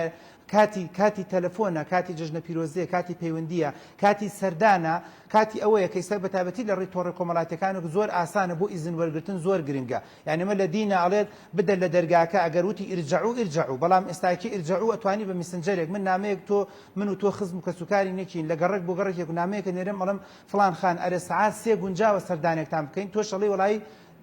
ئاڵەی دکتۆر زۆر گونجاوە زۆر باشە و لە خزمەتتان کەواتە گەر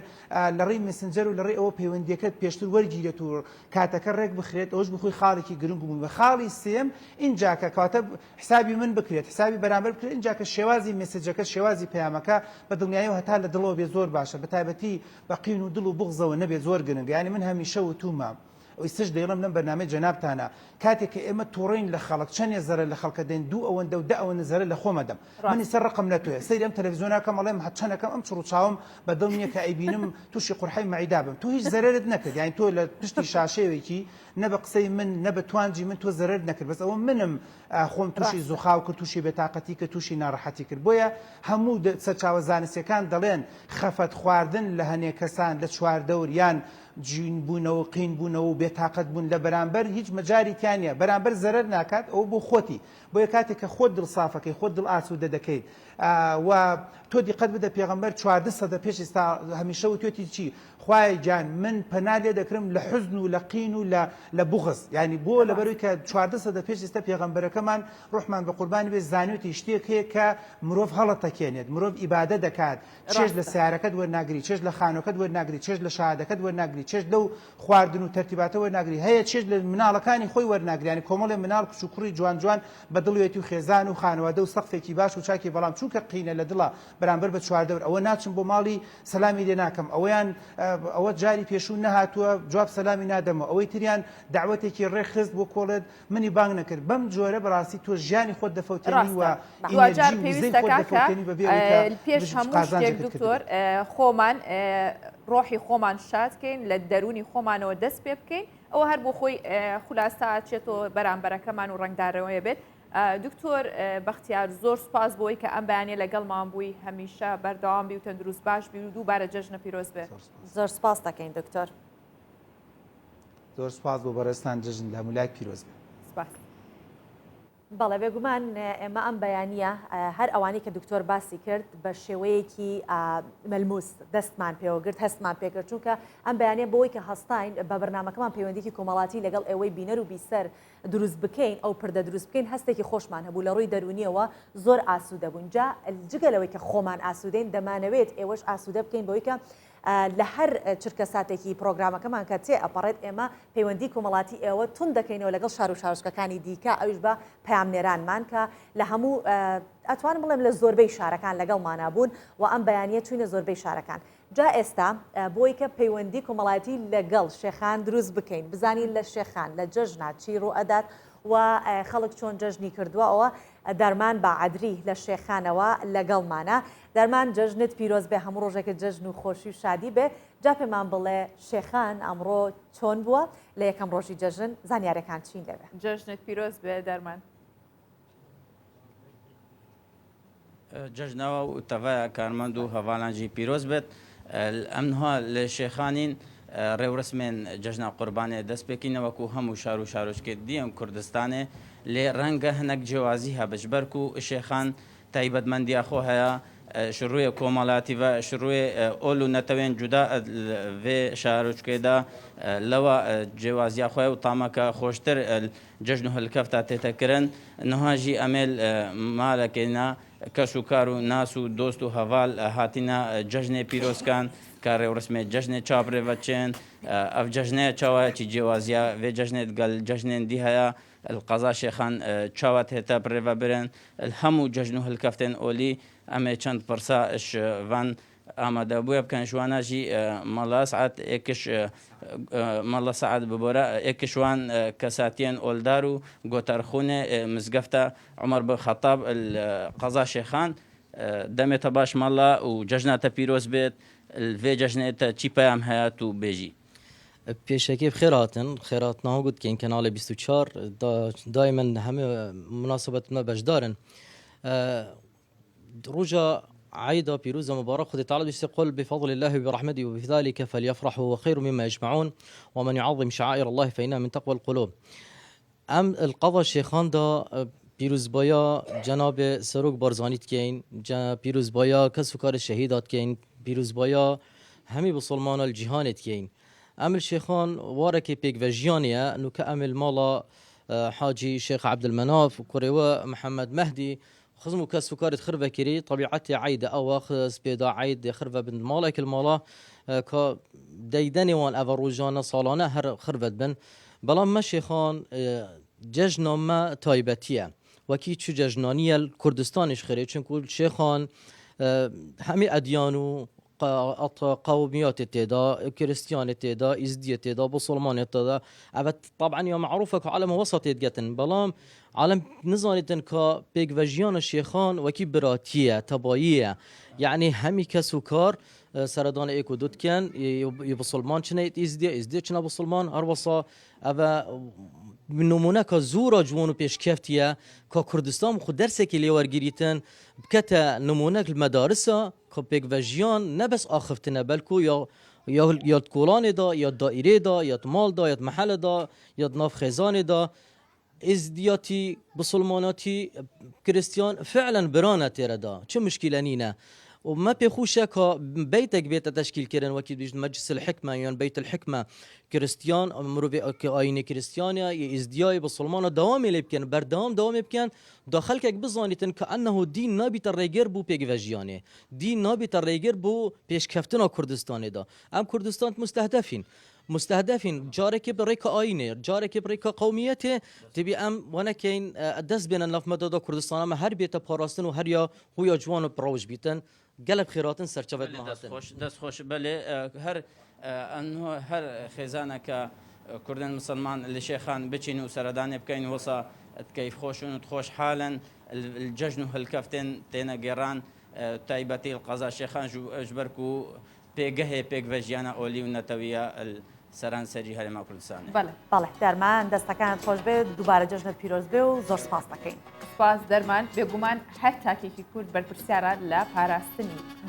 هەموو ئەو ئاشتەواییە یاخود ئەو پەیوەندیە کۆمەڵایەتیایی کە لە کوردستاندا هەیە و بە تایبەتیش سونبووری پێکەوە ژیان لە هەرێمی کوردستاندا بۆیە هەمیشە بەرپرسیار بن لە پاراستنی لێرەشەوە من داوا لە هەموو کەسێک ئەەکەم داواکەین کە ئەگەرە پیرۆزبایی جژن بکەیت کە بەنامەیەکی تەقلیدی و دووبارە یاخود بە کۆپیپەیستێک مینێرە بۆ هەموو ئەوانەی کە لە ناو گروپەکە تا هەیە یاخود لە نزیکەکانتن بەتایبەت ئەگەر یەک دێڕیش بێ خۆت بینوسی باشترە و جوانترە و چاوەڕێی جەژنان شەکەم لە سۆڤان و لە هەموو ئەو کەسانی کە خۆیان بە هاوڕێمەزانن بە چاوان جا ئاژە ئاماژە بە شتێکی جوان کرد شتێکی دیکەشەی هەڵبژاردەیەکی دیکەیە بە ناوی ڤۆیس ئەتوانی دەنگەنامەیەک بنێری بە دەنگی خۆت پیرۆزبایان لێ بکەیت بەم شێوەیە دوو کاتژمێر لەگەڵتان بووین لە ڕووماڵی تایبەتی ڕۆژباش بە تایبەت کە بۆ جەژن بوو هیوادارم کە جژنێکی پڕ لە خۆشی و شادیتان هەبێت لە کورتی باش شتێکی بچووک بڵێم ئەویش ئەوەیەکە هێشتا ئەم چوار ڕۆژە ماوە بۆی کە قوربانیەکانتان بۆ بکەن تکایە بۆ ئەوەی کە گۆشتێکی تەندروست بە ئەو کەسانە بدەن وە خێرێکی باش بکەن ئەوە لەسەر بڕخانەی هاوچەرخەکان ئەتوانن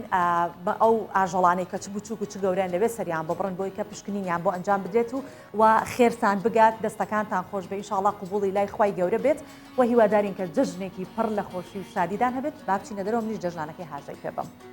زۆر سپاس دووبارە هەر لە خۆشی و جەژندا بمێن و لە بیری ناکەین لە کۆتاییشدا بێت پێتان ئەڵێن کە ئەوەی پێشکەشمانکردن بێگومان بە هەوڵ و ماندووبوون و کارکردنی بەردەوامی ئەو ستافە جوانەیە کە هەمیشە لە پشتەوە کارەکەن و ماندوو نەناسانە ئەمانەوێ هەموو کارێکی جوان پێشکەش بە ئێوە بکەین دووبارە ماڵاوە و جژنتان پیرۆز بێت.